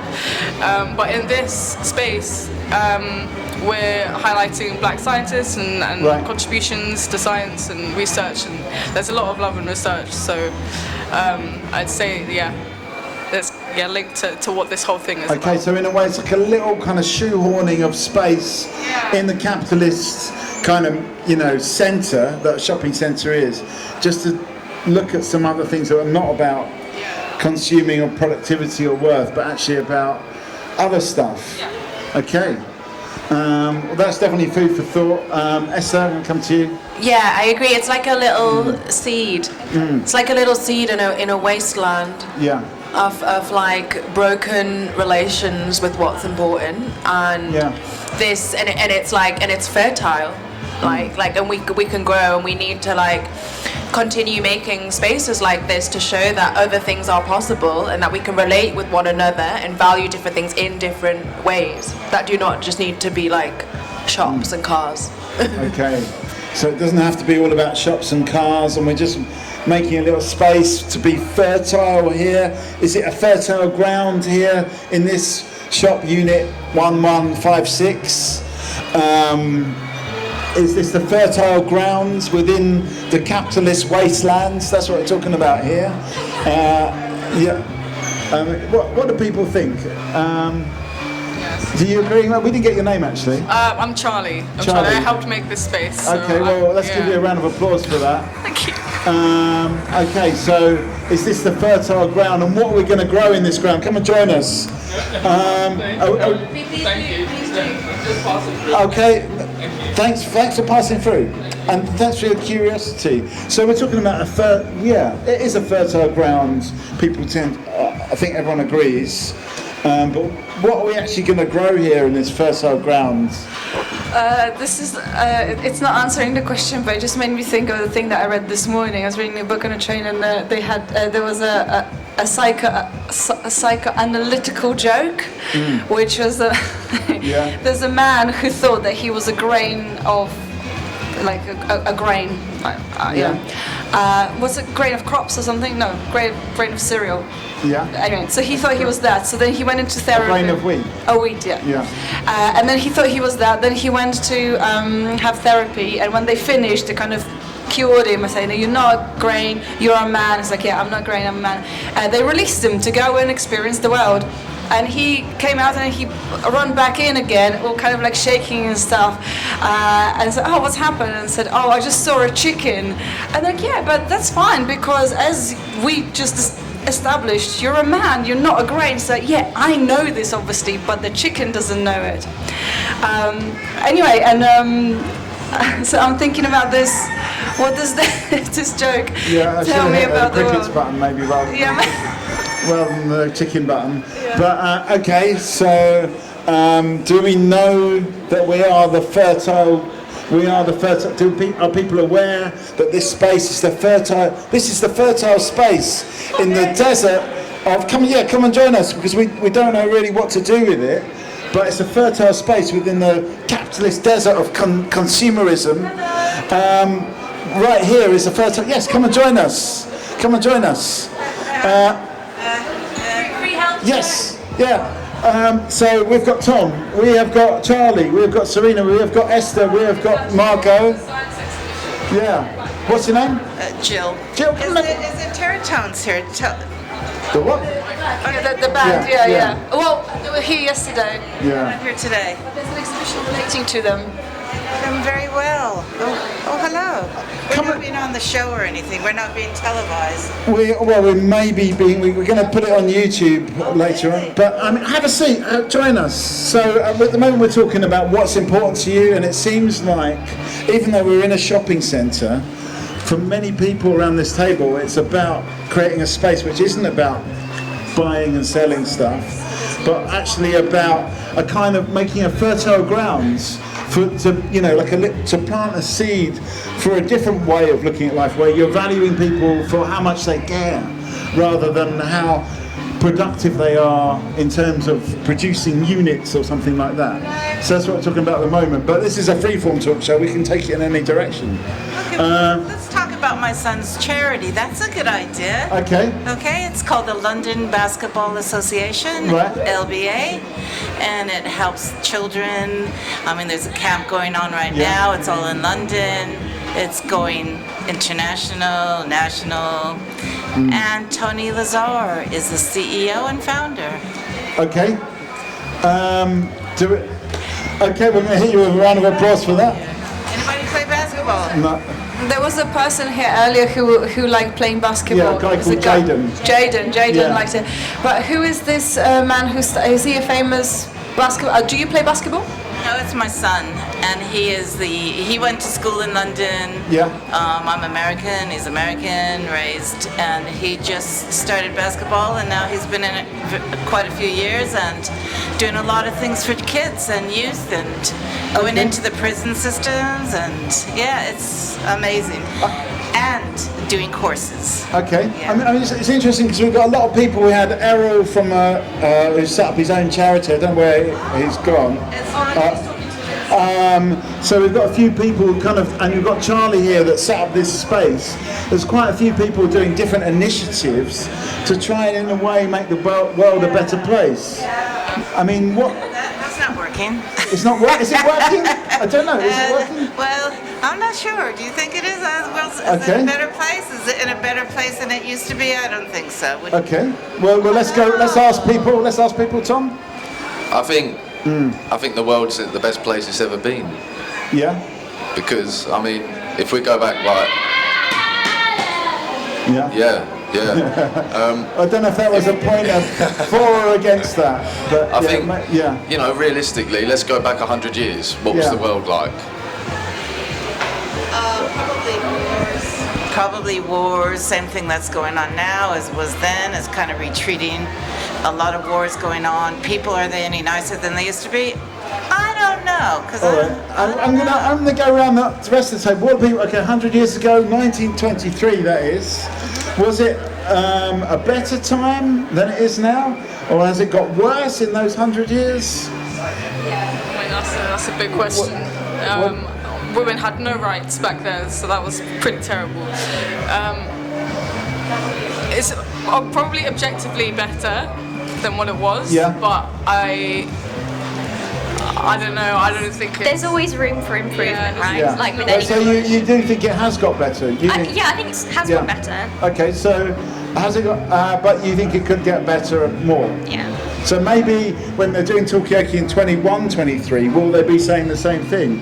Oh, But I wonder whether this is like right now for instance, I met a person who bumped her head and she said, normally I'd have to have stitches in my head, but now they've got these plasters that you can put on and just holds it together, and after a while I can take it off. She's like, literally, whoever invented it, they're fucking genius, because back a few years ago that wouldn't be possible. And it's for little things like this that I think our world is much more amazing. But I think where there's advancement in some areas, I think there's a loss of connection, maybe other things. So we're kind of gaining and losing at the same time. Yeah, but I'm kind of siding with Tom. I think we are in a really, really good place of opportunity, as well as horrific, horrific things happening. But they're only as horrific as proportionally to the advancement, I think. Maybe. Come and take a seat. Do you think the world is getting better or worse? Yeah. Tom. There's always going to be good and there's always going to be bad. Like wars will continue, sadly. But the way the medical industry is now is far better than it ever was. I know it's a big negative in my opinion, social media, but in a way, what that is the complete basis of is sharing news to everyone in the world. The problem with that is it has had then negative repercussions and negative stems, but also in the future, AI, overall, if it's used well, could be amazing, could be incredible. But if it's used negatively, it could destroy the whole world. Okay. We're at a point, I feel like, where it could either be world peace or it could be world destruction. Okay. So there's a bit of a risk going on, you're saying, but you're pretty optimistic. And also the point about social media. Okay, there's a lot of negativity, but is it actually helping us deal with the negative things happening in the world? I'll just say something about the AI thing. Yeah. There's already had to be bans in certain subsections of AI because humans are just terrible and have abused it already. What do you mean by that? I mean, like, I can't remember the specific examples, but the creators of not just ChatGPT but like other AI bots, some people have used it for some disgusting things, which I don't think I'm going to repeat, and they've had to like put blocks on it. Right, okay. But as soon as there's something powerful, humans come in and just like. So humans are not really responsible enough. Okay, are humans awful? They're used. You get something like ChatGPT, and people use it in the wrong way, in a bad way. Tom. It's been seen already in the past that this is like standard human procedure. When the internet came out, that's an incredible creation, but the highest percentage of current research on the internet is porn. 25% of searching on the internet is porn. Right. It's not a good thing. It's not a good thing for the brain. It's not it might have short-term pleasure, long-term destruction of your mind. Yeah. But again, like AI is going to be the same thing. There's going to be a lot of good and there's going to be a lot of bad, and it's just about making sure. Well, the problem with ChatGPT is everyone can get a hold of it, but like the bigger things, like especially in music, is where I know about AI, replicating people's voices. In AI now, that's terrifying. Yeah. Okay. So, are we optimistic about the future? Is there technology going to be used to subjugate and? You don't have there's no choice but to be optimistic. I mean, there is no choice. But It is. Yeah, I was in the era when the computers just started. Apple, the first ones that were out. That's the newest thing. It's the newest thing, and it was. AI now is moving fast, very fast. Everything's moving fast. Sci-fi movies from when I was a kid are coming true. Okay, so it's more like a drama documentary now. Well, we're living the life. And it's interesting. Okay. It's got to be better. Okay, it's interesting, but is it? You're saying almost optimism is the only option. Do we agree with this? You're saying yes on this side. Charlie, Serena, got any views about this? I think, again, I'm going to bring it back to capitalism. Yeah. I think the one thing that like people in power want is for us to lose hope, and like to lose hope. So it kind of stuns us into inaction. But if we have a hope and optimism, it will kind of keep us going and keep us making spaces like this and charities like your sons. Yeah. It's bleak, but yeah, I think we just have to. You can't kill the hope. Yeah, keep the cogs turning. Keep the hope going. Yep. Yep. Tom? I think just about capitalism. I think it's very easy to get caught up in the capitalist thing in the world, and because I've been in a position where I've favoured either side, and I ended up. What are the two sides? Well, obviously capitalism, and then probably Marxism, socialism. Yeah. The thing I came out with was basically just forget about both and focus solely on me, because at the end of the day, capitalism wants financial increase in the government, in society, and then socialism wants everyone to be equal. Neither is really doable. Both in history have been proved impossible, terrible. So I'm not going to bother thinking about either, and I'm just going to try and if I'm okay, that's the best it can be for me, and that's what I'll go with. When it comes to your music, because you've told us you're a musician and you get inspiration also from nature but from people, does it feed into your music? Politics? No, not or even like let's say the kind of overall nature of capitalism that Charlie was talking about. This kind of like, this kind of, it's everywhere, capitalism, and it's kind of like always being valued for productivity rather than. I guess the link would be obviously record labels, businesses, things like that. However, the one thing that I've worked out of doing better with that thing is treat them like a person. Like, if a record label comes because they want to go and see you, that's just a person. It's not a corporation, it's a person. So instead of, looking at them like, oh my God, they could hold a big opportunity for me, I'm going to go over and I'm going to talk to them like they're just another person. Because otherwise, again, I would get caught up in them being more important than me, and they're not. They're just not. Okay, so it's about we talked earlier on about mindset, but it's also about your view of people and their view of people, that we're all people just doing our thing that happen to be in this capitalist system. And as long as we don't look... Today, we're all sheeple, which means we're sheep and we're people. Yeah. We don't have a choice. And the choice is getting more taken away as people. So we're going to follow as sheep. And it's just kind of like part of the herd. It really is. It really is. We're nothing, and they're going to make us really feel more nothing as time goes on. Yeah. Okay. Are you a sheep? That's what we're talking about. Are people kind of shit like sheep? So come and join us. What do you think on this side? I agree 50-60%, I'd say. You're about 60% sheep. Ish.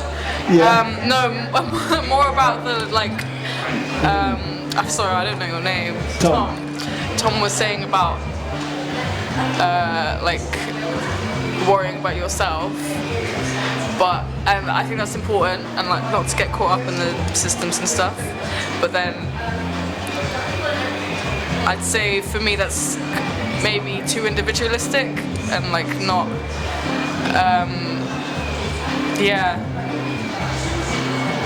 caring about other people as Yeah. well, and like how So your actions you're- affect you other care- people and you- how their actions affect you. And I You think care too much it's about too other much. people. Yeah, I think Okay. we have to. I think we have to. We have to care more about Yeah. other people. Okay. This is Talkaoke. At the moment we're talking about are humans sheep? Serena, you want to talk about something? What do you want to say? She does. Yeah. Not people in general, it's a government. A government is viewing us as sheep. Okay. Serena? No, mine's completely unrelated, don't worry. You know what? This is Talkaoke, so you can, it's up to everyone around the table what you want to talk about. I mean, it's good if it's linked, but then if you want to talk about something that's everything's linked to everything else, so you just need to make the link. Make the link. Yeah.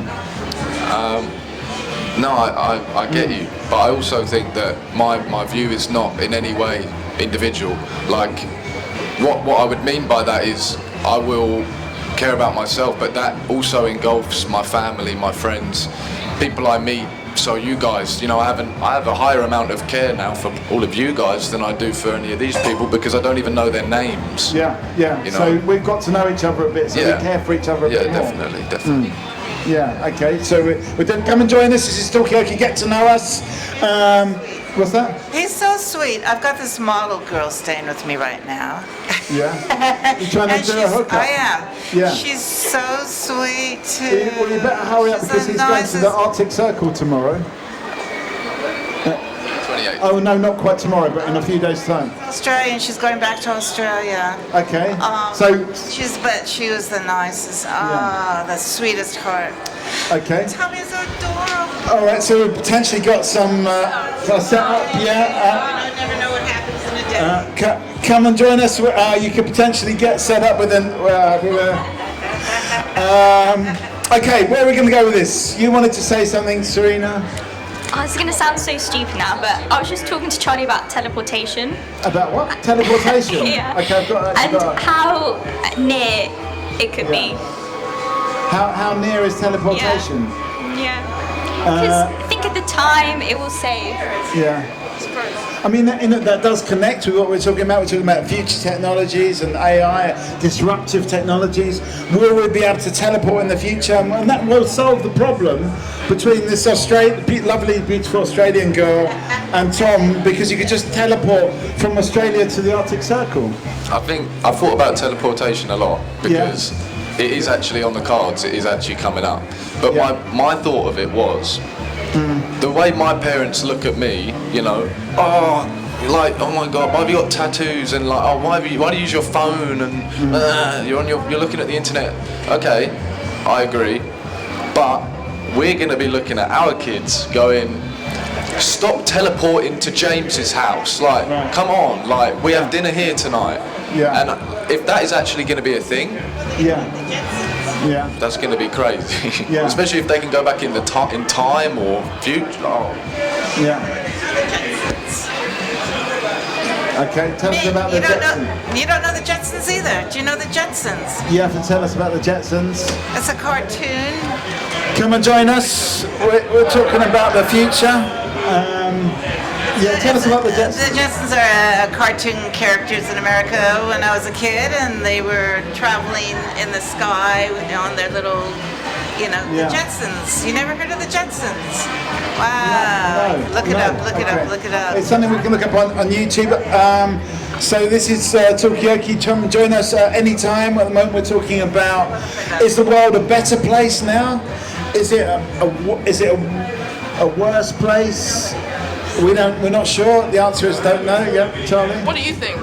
Well, you know what? I'm going to go with. I think it was you, Tom, that said, we've got technologically and also communication. We can communicate with each other more, understand each other more. I think it is definitely. I think without doubt, it's a better place. I'm so glad I was born when I was born. In fact, I wish I was born a bit later. In now, because the technology will be even better. I feel the opposite. I'm so glad I don't have to. I'm so glad I don't have to. I'm happy. Let them. Everybody. I enjoyed my time. All right. Yeah. Okay. Now it's too much. Going too fast. It's moving so fast. Esther, Are we listening to the conversation? Do I need to recap? Telecommunication. We're talking about teleportation. Teleportation, yeah. Teleportation, do you think it will be a thing? And will we be, like we're complaining about the kids being on their phones too much, will we be complaining about the kids being on their teleportation too much? Whew. I think I need to think about it. Yeah. Will we? What do I think? Yeah. Is it good for the planet? Would it be better for the planet? Would it be better for the planet? If it allows, I guess, like people are doing that whole like VR thing to increase empathy, which kind of makes me feel a bit sad, you know? Yeah. It's like what you need to like put on a head thing to be transported to create some kind of empathy juice inside of you. Yeah. But I mean, I guess if you can experience the worlds of others that you wouldn't normally, yeah, you know, I'm not against the technology, I'm against how it's used. Okay, all right, okay. So we've got Esther, we've got Jill, we have got Tom, we have got Charlie, we have got Serena. Tell us your name. Errol McKellar, MBE, prostate cancer survivor, founder of the Errol McKellar Foundation. Really, really proud to be here with you guys. Let's talk. I mean, one of the things we were saying, do you think the world is a better place now than it was before? I think it's a better place in some parts of it. There's other parts of it that there's still a confusion, I believe, right? And, you know, we're not probably privy to the information that we should be getting on how we can succeed with some of the illnesses that we are still struggling with 50 years on. You know, if there's an improvement, tell us. The world wants to know. I mean, when it comes to things like, because you talked about cancer, do we know enough about cancer? Have we moved on? Have we improved our understanding? That's a great question. I don't think the public know enough about the word cancer. The minute the word cancer is mentioned, everyone gets frightened. Yeah. Right. You do not have to die of cancer. Yeah. Not every cancer is going to take us away. So let's try to chip away at it by being positive, because the biggest problem that you've got to deal with any illness is the mental side of it. Right. You know. Okay. I mean, it's interesting. We've heard some of these things earlier on. We've actually had other people, and even Tom, you had a cancer scare, didn't you? You were telling us about earlier on. Actually, that was the interesting thing that people were saying. That it's so much about your mindset, your mental approach. Once you hear that word, just life changes right there that second. And then you have to deal with it. Yeah. You know, then you have to deal with it. I actually had it myself, 2015. And it's just kind of like, how do you deal with it? You know, when you're really faced like that, and all you think about is death, how do you really deal with it? Yeah. But then you have to. And you can either take the high road or the low road. What was your way of kind of coping with it? Did it take time, or was it just... I just refused to just, whatever it's going to be, and I'm just going to be happy through whichever it goes, you know? And I had a lot of family support. My doctor was the best. And, you know, very lucky. But back in 2015, this was at St. Mary's, he was saying that on the 5th floor, 2015, that the robotic things that were going on then, he said, I wish I could take you up there. He said, it's insanity. Right. And that was too, you can imagine now. I mean, we've got some researchers here today, so maybe we could hear a little bit about what those researchers are doing. But I mean, I guess there's also a question about whether that actually translates to treating people. Can I just add to what the young lady was just saying? That Jill, in 2015, you know, Jill made the point about the robotic testing and robotic operations, right? And it's come a long way where we are now. You know, so what people need to understand, right, is that yes, things can be done. And particularly if things are caught early, it can be done. So, you know, power to you, Jill, because, you know, you won this, you beat this because you got your mind around it, you know, and you didn't let it beat you mentally, because that's the thing with it. It's either going to take you physically first, and then, and mentally. And you've got the two choices. You either sink or you swim. Once you swim, you want to swim the whole distance. Yeah, okay. Well, that's an interesting point. Let's have a round of applause. Yes, a good point. So we're talking about health scares. Have you ever had a health scare, and what does it actually mean? You had a point, Margaret, but now you're just moving around. But Tom, earlier on, you were telling us about your scare and the mental side of it as well. I know you've told us about it already, but maybe you could tell us about that again. But I'm just going to quickly go to Margot as well. But you know, for people who had those scares, and you're kind of faced with this choice, sink or swim. I mean, like, what was going through your mind? Like, what were you most what was the most challenging thing? What were you most scared of? Was it, I don't know, not living your life how you have been so far? Is it about your family? Is it about unfulfilled plans? Like, what do you think? Is it possible to pinpoint to one single thing that you were most afraid of? Okay, I'm going to go around the table on that one, but I just want to go back to Tom, because you were also talking about this earlier on, and it'll be interesting, I think, to hear that point again. So I think it was about a year ago. Let me take it right back. So for the past 4 years, I've had a lump on my spine, just up here, and eventually it started to cause pain if I turned. Like, I mean, sharp. how long was it before you got it looked at? About 3 years. So you spent 3 years with this lump on your neck? Yeah, and then I went in the end. I'd sort of built up enough courage to, like, if it was, I'd be like, okay. And then they diagnosed me and said, we're putting you on the urgent cancer route to, like, see if we can sort it. And I stayed in bed for about a month, just destroyed, if I'm honest. And in that time, I ended up having to be okay with dying and understand that, like, okay, well, this is it. I've had a good run. Now let's see what is going to happen. I wouldn't say I ever really got over it, and in a way, I probably sank. But yeah, after a month, I went back, and they then said, "We're so sorry. We've misdiagnosed you. It's non-cancerous." And then they offered me one therapy session. Yeah. Yeah. That's a bit of a... I said no. But I mean, did you learn anything from that month of kind of sitting in the room and contemplating? Yeah, I think well, first of all, I appreciated everyone around me and everything I'd ever done. I got over the scare of, okay, death. I also got over the fear of other people dying, like my parents. I now will think about my parents dying every now and then, just to try and normalise it a bit, so it doesn't punch me in the face when it happens. But yeah, I think getting over death was the best thing. Okay, well, that's amazing. Thanks for that. I think it's another round of applause for that one.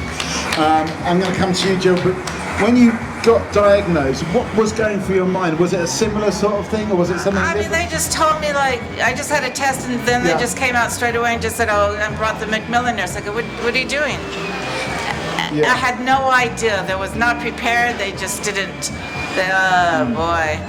And it was a nurse in the hospital that told me to get back into bed. And that's where she was just amazing. There's always some angel somewhere, you know. And I don't know, I just thought, okay, I don't know, let's face death. What's that all about? I'm not happy here. Who do I speak to? You know, I didn't know where to turn to. Who do you talk to? It was just a very dire time. Has it changed your view on death? It changed my view on it. It really irritates me when people have this same type of scenario and they still moan about their lives after they've survived life. And they still go back right to where they were before. And that bothers me, because every day you have to wake up and say thank you. You know, even no matter how bad it is, just say thank you. So, I mean, we talked about this before, the gratitude of life and just being grateful for life. Can I come to you, Errol? Just what was it when you first got diagnosed? What was going through your mind? Do you know what? Like the guys, like they were saying. I mean, for me, I was scared. I was frightened. Do you know what? And it is coming to terms with the fact that you think, okay, you're going to die, and you don't know what you can do to prevent that. Once you get your head around that, and you come out the other side of that, then you start to say, okay, I'm going to, a little bit like boxing, really. You've decided you're right. You know, you've only been knocked down by this. Yeah. You haven't been knocked out. So your attitude now is, we'll go 12 rounds and let's see if we can win this on points, if you like. Yeah. You know, and when my wife said it to me, it didn't really hit me until I went back to work. I was out of work for about 6 months, and it's funny because, you know, Mikey and myself, right? We kind of we worked on the same street, so the education that we had was built on where we were working. And you know, a guy walked into my garage. I used to be a mechanic, right? And you know, he said, "Listen, I'm really pleased that you're back on your feet, and I heard you were going through a really difficult time." And I just turned to him, and I don't know why I said it to him. I just said to him, "When was the last time you had your prostate checked?" And he looked at me, and he was really kind of angry because, you know, he brought his car in to get it fixed, and I'm talking to him about his prostate. And he said to me, "What the bleep, bleep, bleep has that got to do with my gearbox not working on my car?" So I said to him, "I'll tell you what, I'll give you a 20% discount on the work I'm going to do on your car if you get your prostate checked by the time you come back." Well, ladies and gentlemen, I never thought this one through. Because 2 weeks later, he came back into my garage. He said, "I took your advice," and he was waving a bit of paper in his hand. And I remember looking at him, and I remember looking up there, and I said, "God, this has just cost me 200 quid, right?" And he saw the look on my face, right? And I said to him, you know, and he turned to me and he said to me, he said, "Don't worry about the money." And I remember looking at him again, and I remember looking up there, and I said, "Thank you, God." Right? He said, "But you better read this letter." And I looked at his letter, right, and he had 25% cancer in his prostate. Right. He was the first of 48 guys that walked into my garage in the East End of London that was diagnosed with prostate cancer. So this is how this cancer gets you. Yeah. Right? And I listen to you guys, and I'm really proud of you, because that's the attitude that we've got to try to get. It's not easy, but we've got to try and get people to take that attitude, to approach that, how you deal with cancer. Yeah. I mean, what I also think is there's a kind of spiritual side, because you were talking about an angel, you were talking about having this kind of inspiration from God, and you felt that there was earlier on we were hearing, I mean, is there like a kind of spiritual dimension to this? Yeah. There has to be. Yeah. But, you know, also during, you know, I had probably a pretty, you know, stage 4 cancer, and afterwards I refused to take chemo. I said, "I'm not doing it. I am not doing it." I said, "I'm not doing it." And one lady was really angry with me. And I don't care. I ain't doing it. So, you know, you have to be smart and don't listen to what society is trying to tell you, to force you to do. Yeah. Yeah. Oh, we've got an interesting person. Come and take a seat. We've got Errol. We have got Serena. We have got Tom. We have got Jill, and I'm Mikey. And we're talking about, I suppose, cancer. We're talking about death. We're talking about what happens if you get a scare or a diagnosis. How do you deal with it? How does it change your life? Or how does it? And it's not necessarily all negative. It's a positive thing as well. What's that? It's an enhancer if you want it to be. Yeah. Do you feel enhanced, Tom? Okay, so I mean, Serena, I haven't talked to you just now, but what do you think about this? So I mean, you're a researcher. Yes. Is it connected to your research or the things that people are saying? Well, I don't study cancer in particular, so I don't have much to say on that topic. Yeah. But I guess the conversation about death in particular, I don't think we talk about it too much. And so from family members who have been diagnosed with cancer, I think they experienced it as like a death sentence. And thankfully, they've been a few years now where they're cancer-free. And I think it's just the mindset of the diagnosis and sort of recovery from it. And like for me in particular, I just remember when my aunt was diagnosed with cancer, and I just thought, I'm never going to see her again. And but I think it's just the conversation in particular. I'm getting emotional now. But, no, I mean, that's probably a good thing. So, I mean, do you think we can do better in terms of how we communicate these things, or how we deal with it as families? I think as families, we definitely need to talk about those conversations, those difficult conversations.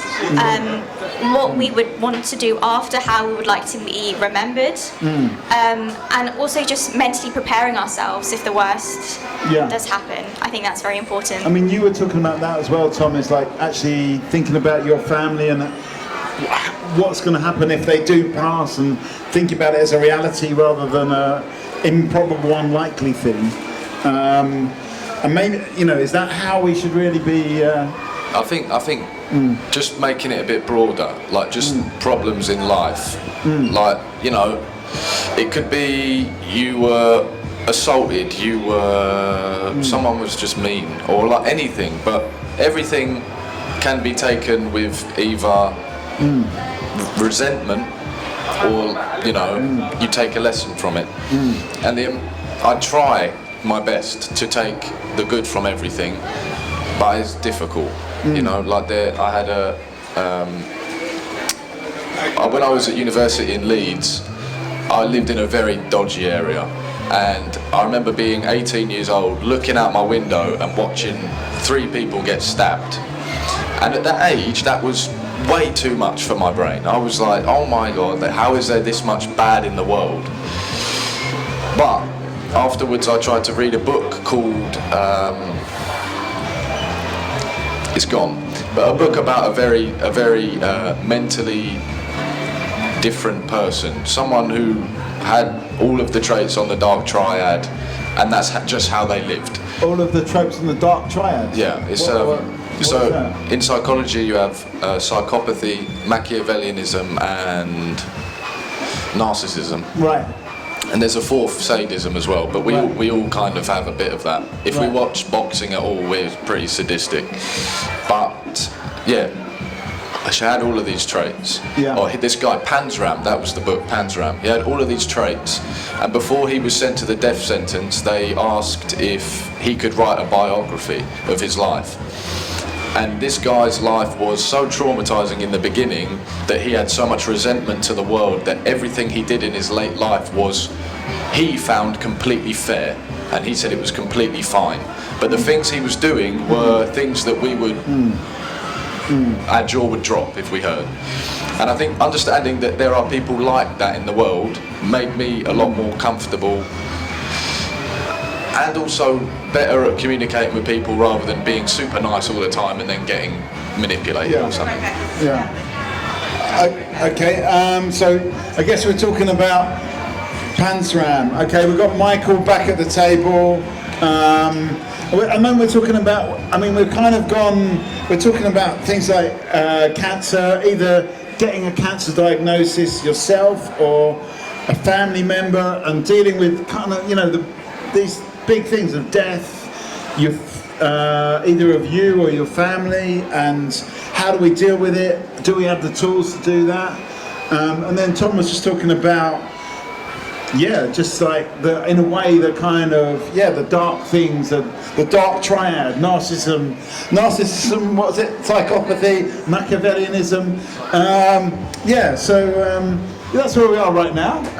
But we're having a friendly chat about it, and probably that's the right way of dealing with it. Margot? I wonder to what extent is the family, or how you were brought up, and your parents, how, and the kind of family bonds or relationships that you form as a child, to what extent does that make us who we are? Maybe that person, I mean, I don't know, I have no idea, but perhaps, some of these like early relationships with family weren't very good. I was talking to somebody who coaches footballers, and they said, back in the day, they used to just go into areas where maybe, you know, there was poverty or kind of unstable families and that kind of stuff, coaching young people. But then they completely changed and said, because it costs so much to bring up a player, we cannot afford to go into and scout for talent that comes from rough homes. We have to have people from good homes. We haven't got the means to deal with all the emotional stuff. Yeah, because there's so much damage made that it makes them, in the long game, makes them bad players, because there's so many more complex needs they have. Okay. It's better to go for somebody from a stable home. Okay, so that's an interesting point. Weirdly, we're kind of connecting this. It's about upbringing, but also, especially in the football coaching or sports coaching, I know there's a couple of sports coaches around the table. It's not worth bringing up the troubled kids, because they're going to mess it up when they come to be professional, when they come to actually, perform. You say no? No. I think. What's the definition of the word of a troubled child? I mean, you know, when you're born in what we call poverty, which a lot of us have grown up with. It's what you make of your life, right? And the ambitions that you take from your parents, right? That you follow as you're growing up. Because, you know, we were sort of, you were told if you spare the rod, you spoil the child, you know? And we were brought up on some principles, right, that today, if they were still about, I think we would have a different way of how the children are growing today. Because, you know, even at this age that we are now, the manners and the level of mannerism that we had back then, we still have that as adults now. Right. You know, so it has informed your adult life. I think the grounding. You know, we in the Caribbean they have a saying. You know, like if you bend a tree when it's young, right, it will grow right in that direction. And it's the same with your children. You have to make sure that your children understand. Sometimes our parents would just look at us and we knew that would be what you had to do. And that, and you know what? You never strayed far away from that line, right, as we was growing up. So okay. Yeah, I'm going to come to you in a second, Joe. I wanted to say one thing about, you know, people from a troubled home and all that. I'm actually one of the coaches. I'm a football coach, a swimming coach and things like that. What I find is some of the people from the so-called troubled homes, the things that makes them excel is the discipline, and at least they're getting some sort of attention. A lot of time they don't get attention for whatever reason, but when they get in a structured situation like that, they excel because people believe in them, even if they don't believe in themselves. So I think sometimes the people from a more sort of troubled background, they actually need it more in a way. I would say so. They excel because they know where they've come from. So the ones that's more privileged, they can take things for granted. Yeah, they can take it or leave it. Exactly. Yeah. Excuse me, I've just got to see a young friend of mine. All right, okay. That's a good point. Okay, where do we want to go with this conversation? So many thoughts and observations on the table here. It's kind of up to you. Jill, you were going to say something. I don't really believe that raising kids with discipline. I have two sons. They're the most fantastic human beings, and I mean the kindest, and that was only out of love, you know, and respect that we had for each other. There was no never have to sort of draw the line with them? Well, sometimes I mean they would piss me off, but very occasionally because they were so wonderfully respectful. I mean, we just respected each other. How are you going now? Charlie, are you off? Give us a final thought. Okay, right. Okay, so you think you don't need that discipline, you don't need... I would like to think that this is true. I really, really would. But maybe there are things about you or how you are or your environment that are maybe not strict disciplines rules, but there's some other things that show the kids a better way. I think your two boys are very respectful and kind, and they would have got that from you, 100%. And I think like maybe that's the discipline they got, and that's a pretty nice discipline, being kind, and that's important, respectful. Yeah. Goes a long way. Hang on, let me just bring are you nice kids? And is it because you've been brought up with kindness? What do you say? Come and join us, because we're talking about that at the moment. We've got Jill, we've got Tom, we've got Margot. Tell us your names, grab a seat. We're talking about, some people have been saying you need to give a discipline to the kids and make sure they stay in line, and then you just look at them and they do the right thing. Do you agree with that method of bringing up children? Jill's saying it's all about kindness and demonstrating kindness. Another way of bringing up children. I mean, have you got any views on this? We've got Jill, we've got Tom, we've got Margot, we've got Charlie that's back. Tell us your name. I'm Yao Yao. Yao. Stella. And Lena. Lena, yeah. Lena. I'm Mikey. At the moment we're talking about what is the right way to bring up children. Is it, there's two different alternatives. Have you got any thoughts on this straight off, or do you want to listen in for a little while? I think that you should be kinder because you get like an impact based off the way you're treated, kind of. Yeah, so you think kindness, sort of almost demonstrate the kindness, and then you will be kind. Yeah. I mean, can you give us an example of when you've been kind? I give some money to charities and homeless people sometimes. Okay. Oops, sorry, wrong button. That's what I wanted, but and a round of applause as well. Yes. Okay. So you definitely. Any thoughts? Have you got any thoughts on this, Lena? Yeah, I agree with what she says. If you just show kindness and inflict it on the child, then it will like. Can you give us an example of this, of when you've been shown kindness? Yeah, from your parents or from people looking after you, maybe teachers. Like I don't know, giving money to a homeless person. Okay, no, that was Stella's example. You got to come up with your own example. I'll come back to you, but I'm going to go to you. Maybe like be a good role model for your for your children. Yeah. So being a good role model. Have your parents been a good role model for you? I'd say yeah. And can you give us an example? How? Maybe like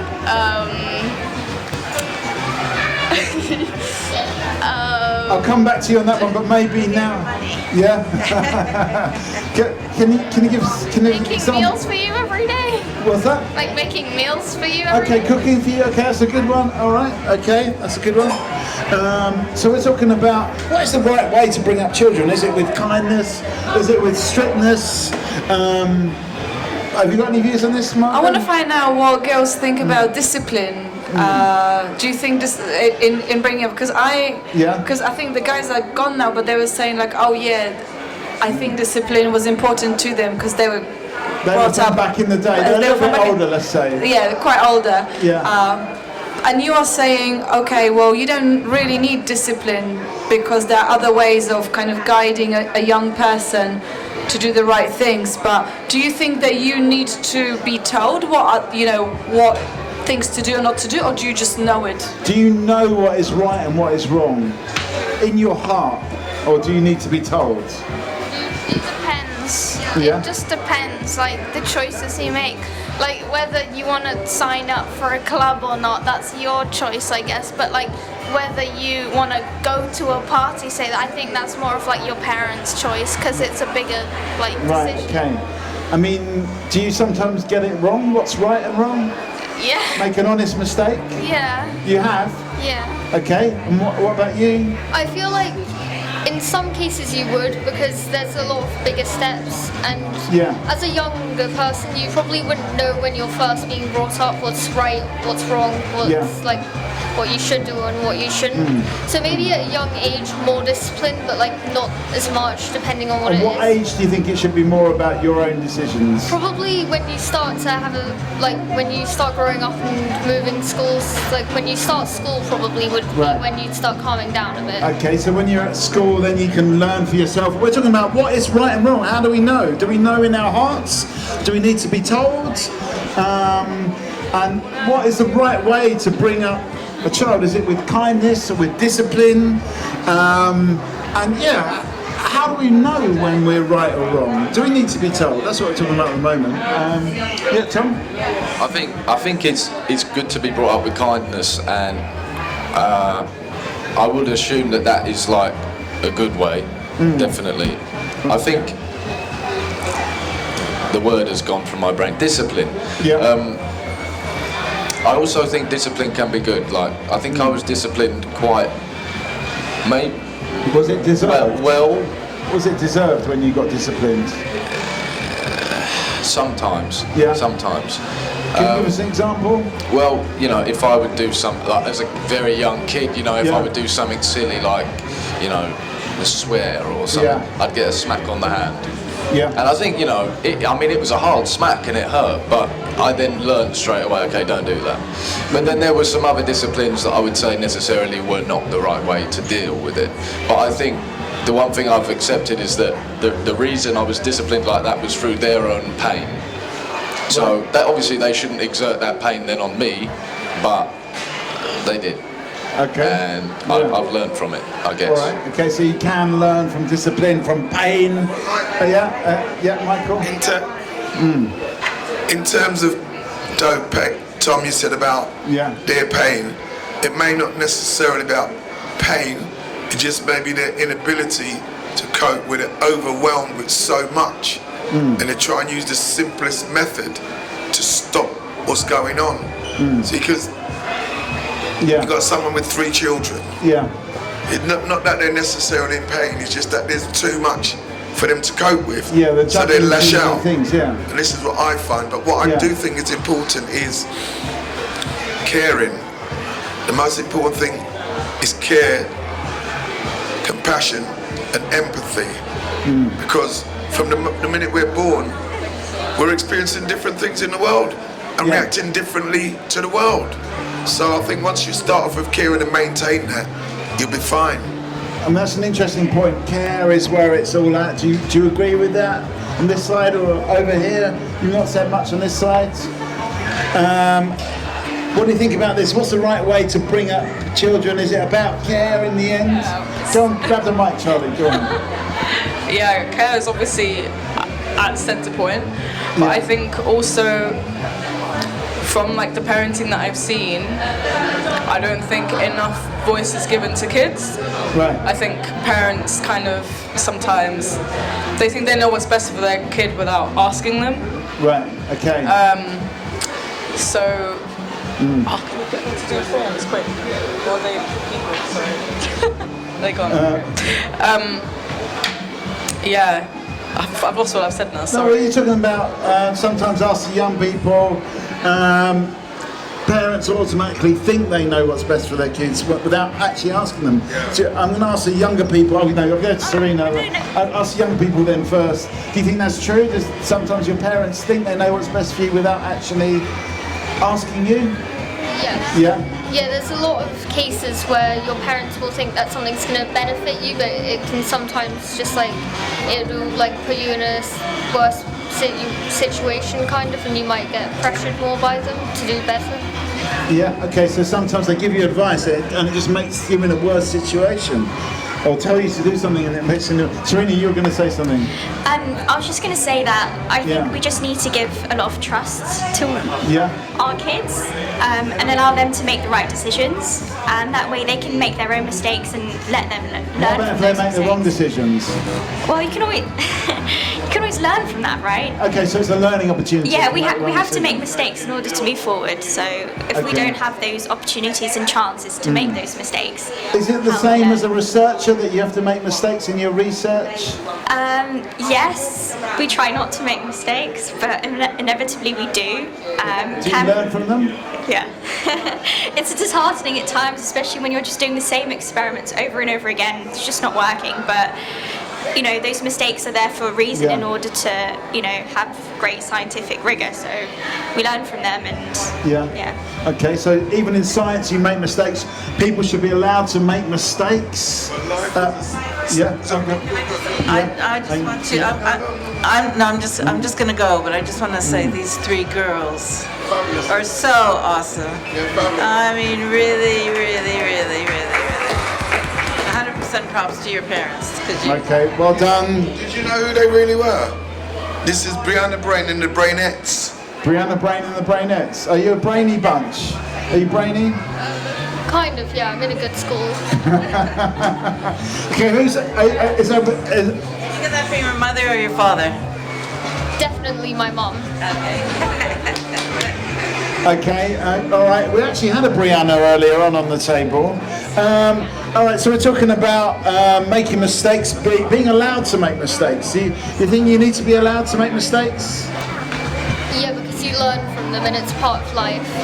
Okay, it's part of life. Give us a final thought, Joe, before you go. I just say thank you. It was a great group. I mean, I was very impressed with everyone, but of course these 3. And Tom. Oh, okay, and you guys. Adorable. But thank you very much for the opportunity to share and speak, and like to see the youth growing up so nicely. And thank you, Joe, for sharing your story. And it's really, really great to hear that. We are here. This is a kind of celebration of research, and it's good to actually hear from people, that have been through this journey. And so, The last thing, whenever you are at a doctor's, do your own research. You don't have to follow. Just listen to yourself. You follow your own guidance. Yeah. If the doctor says something, follow your own and then make your decision. Okay. Yeah. All right, well, thanks for that. We definitely, let's have a round of applause for Jill. Right, where do we want to go with this conversation? It's kind of up to you. There's so many things, so many great things we've been talking about. You guys need to go, so I want a final thought from you before you go. Maybe you can give us a hint about what direction the conversation should go in. What would you like to be discussed, even if you're not here? It can be anything. Anything, yeah.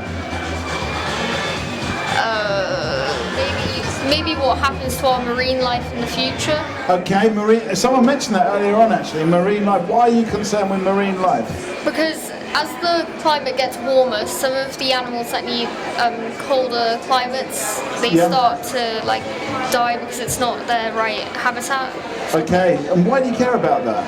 Because if you don't have the right animals, then the world won't function as well. There could be too many of certain things, and some animals kind of produce like certain foods as well. Okay, so the world's going to get unbalanced and we're all going to starve to death. Something like that. Yeah, something around that. Yeah, okay. Any final thoughts? Stella, final thought? Oh, sorry, Lena, final thought? Sorry, you're Stella, aren't you? Sorry. Do you agree with this thing about marine life? Is that what we should be talking about? Because of like the pollution and everything that's going into the seas, like what will happen, I guess. Yeah? Yeah. Okay. Yeah, And what the consequences are if we like don't change our actions of what we're doing now. Okay, so we need to change. Okay. All right, well, that's really good. Thank you. And yeah, there's some really good topics to discuss, and I guess it is linked as well to a lot of the chats we've been having already today. I mean, where do we want to go with this conversation? Maybe it's time just to have a little pause for a minute, but let's just get some final thoughts from around the table. Don't worry, we'll be back, and maybe we'll talk about marine life. But let's just get some final thoughts for this session. Yes, I'm going to have a little break, but it has been an amazing journey of conversation, and we will carry it on. It's been fantastic. Yeah, but I want to get some final thoughts from everyone around the table, so I can just go and have my lunch in a way where I feel like, yeah, I've done a job. I've done a job. Rastaman, yo, you doing walking past people's place? Come. Anyway, let's get some final thoughts for this session, and then we'll move on. We'll do another session. So yeah, Tom, have you got final thoughts? Just that this is so lovely to have this place. Like I when I moved to London, this was obviously there was no one I knew. So the fact that I can come into a shopping centre and talk with like maybe over 20 people of all different ages, all different views, and there's no like, you know, people are being offended, everyone's talking, everyone's just communicating nicely. It's just a really beautiful thing, really lovely. Well, it's been great to have you here, and you've been a really big part of it, Tom. I thought it'd be fabulous. Yeah, it's been absolutely fabulous. Let's get a final thought for this session. Don't worry, we will be back. But give us a final thought, Michael. I think something that's very important is that we all have to think about life and what it actually means. Yeah, but I think where it has to start off is with you, because from a child, we're talking about children. When I do my work, I have myself as the children's advocate. Yeah. So I said I teach swimming. I've been teaching it since 1987. Yeah. And I'm proud to say I've never had to ever shout at one child at all. Yeah. Because you think, and that's what I couldn't stand when the swimming teachers keep shouting and this and that. Yeah. No, they're there. It's an uncomfortable environment, or it can be at times. So you have to understand, you've got 30 children or 20 children or whatever, and everyone's got a different attitude to the water. So I just think we should look at people from an individual point of view. Yeah. Bearing in mind that we're individuals, we're all different, and we can be easily misunderstood. Yeah. So try and understand people. Yeah. Understand yourself first, and then other people. To me, Okay, let's get a final thought for this session. Give us a I final. want to ruin what. Okay, I'm not going to take that as a satisfactory final thought, but I'm going to come back to you in a minute. I'll let you think about one. Serena, give us a final thought. I think this whole space is amazing. I mean, coming from nothing and we're just deciding what to do to now when everything's into fruition, having just amazing people collaborating with us.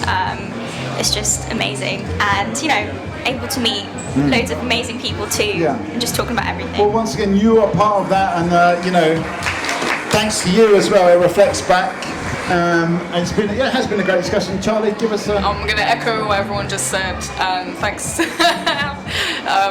Thanks everyone for engaging so well, and engaging in discussions and thoughts. Okay, well, it will continue. We'll be back after the break. Margot, final thought?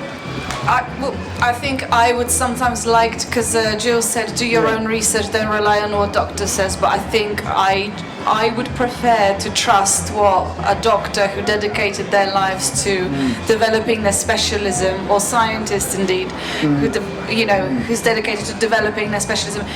I would rather just like outsource. Just delegate to them. Yeah, to them, because I don't want to... Delegate to the dedicated. Delegate to the dedicated, exactly. Yeah. I would rather not have to do this research myself, well, I mean, which it's probably bad, because there's so much information out there. But I want to say something, right, about that.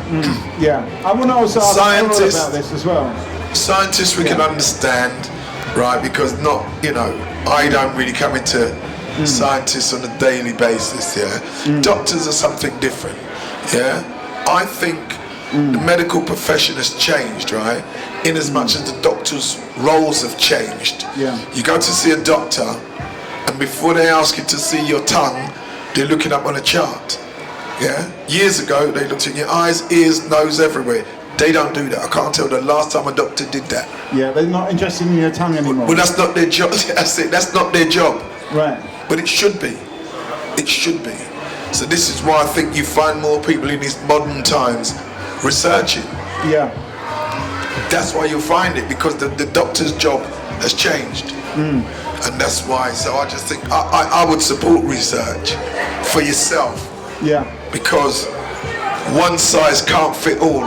Yeah. But they have it like one size fits all. If you're diabetic, they give you one tablet. If you're asthmatic, they give you one thing. But one size doesn't fit all. Yeah. And that's what we have to, that's why I would support research in all forms, Okay, so do let the doctors do their research, but also do your own research. And then maybe you could start here, because this is the Westfields Centre of Research. LMS Genome. We're going to leave it there for now, but we will be back. I'm just going to have a little snack and go and check my phone, and then we'll be back for more chat. Thanks very much. My brother was very... Thank you. Charlie, did you say that you were involved in the exhibition side? Yeah, it looks really cool. Yeah, no, really, really, like, visually such a brilliant space. Hey! It's a book of stickers now, it's a colouring book.